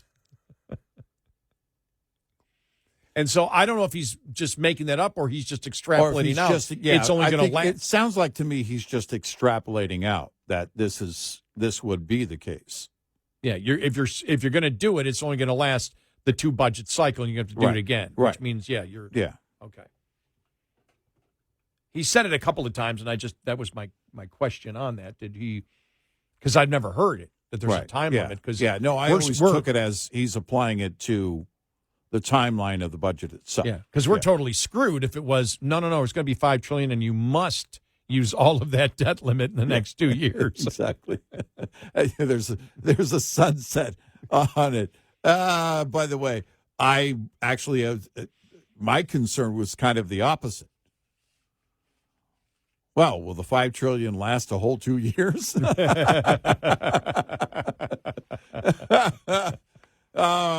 But I think his overall point is we should revisit this when we get to that point, and we should do it as a legislative body every time we're approaching that. But we shouldn't, just give them again this massive, as he puts it, credit card increase on the limit. Here's also what I'll ask: isn't teenage drinking illegal? Last I heard it was. And kids are drinking less these days. Yeah. If your teen has used $2,000 on booze, I think the credit card thing is probably the least of the problems. I don't want to split hairs here with Senator Paul, but maybe not for the medical care they'll need for early cirrhosis of the liver. Yeah, exactly. Yeah. I know someone who was in their 20s and drank so much that by the time they got to like 26 years of age and they did the scan on the liver, said you have the liver of a 60, 70-year-old. Yeah. Damaged liver. Yeah, I know somebody who... And cirrhosis of the liver hit that. And I'm like, how the hell much do you have to drink to get that quickly? I know somebody who moved out to L.A. to be, and they were in a rock band, and they were playing like a lot. And he actually told me. And they were just, back in the day, it was just nonstop drinking. And he was fairly young at the time, and the doctors told him, you're not going to last. That's not going to, you can't do that. He was telling me it got so bad because, if you're in a rock band in L.A., unless you're Guns N' Roses, but back in the day, you don't make any money. And he said, I was drinking generic beer. At the time, you could buy, it just said beer on the label. I'm like, beer. Yeah. It's like you see on a TV show. Right, yeah. It's like beer. Yeah. Generic just beer. Yeah, anything I could afford. Yeah, it was really bad. But teenage drinking, that's, again, keep in mind, he is a doctor, so we need to address that. There's something going on there. Rand Paul knows about that. We don't. But it really gets back to those two big things.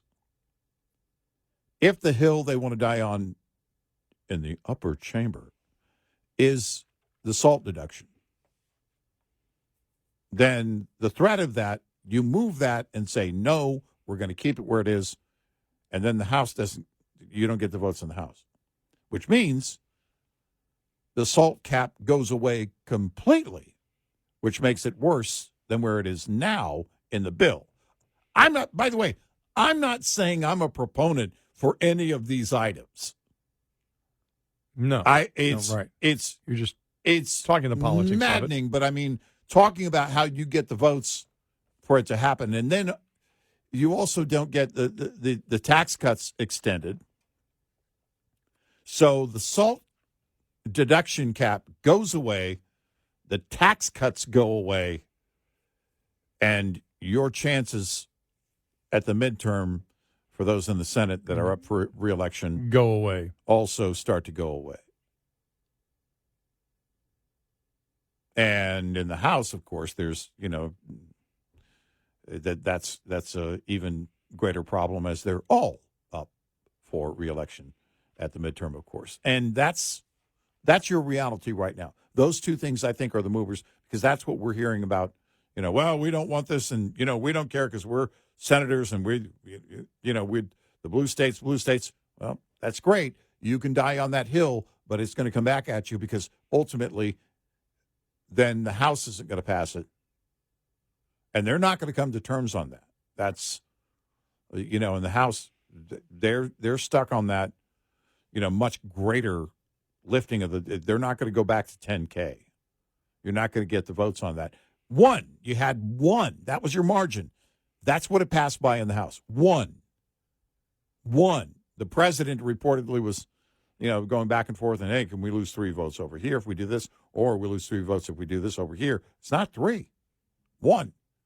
You can't afford 1 based on how it passed. That's how delicate this whole thing is. And I think that's why the president is likely pushing for the Senate to leave it alone, because any movement of that cheese is going to mean it goes nowhere, which means those tax cuts go away and the SALT deduction goes limitless again, and you're not going to win that. That's not political. I think that's why the president isn't getting into a knockdown drag out fight with Elon Musk. Right. Just ignore him and do it. Just work the hill, and that's what you do for now. Get it in everybody's mind. That's where the votes are right now. That's what you got, because you got a slim majority and you can't afford any movement here. That's what you got to do. You're going to have to eat this, and there's really no way around it unless you're okay with the tax cuts going away and you're okay with SALT deduction being limitless again. And I don't think they want that. 866-90 Red Eye. Coming up, more with Gary McNamara and Eric Harley. It's Red Eye Radio.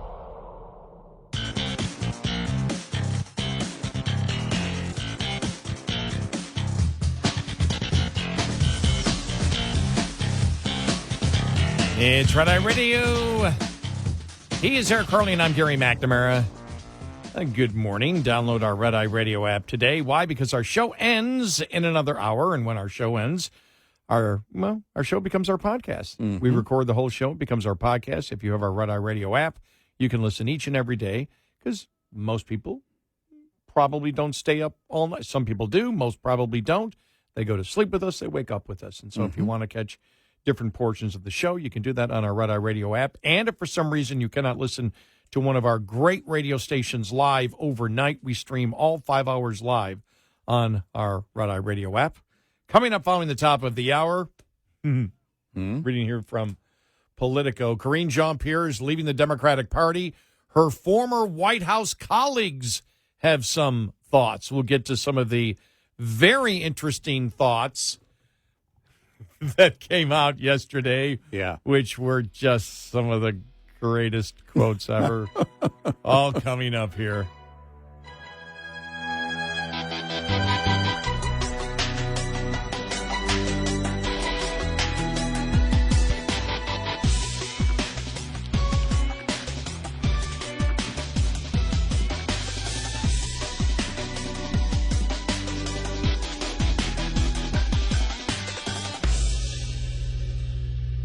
This is Red Eye Radio on Westwood One.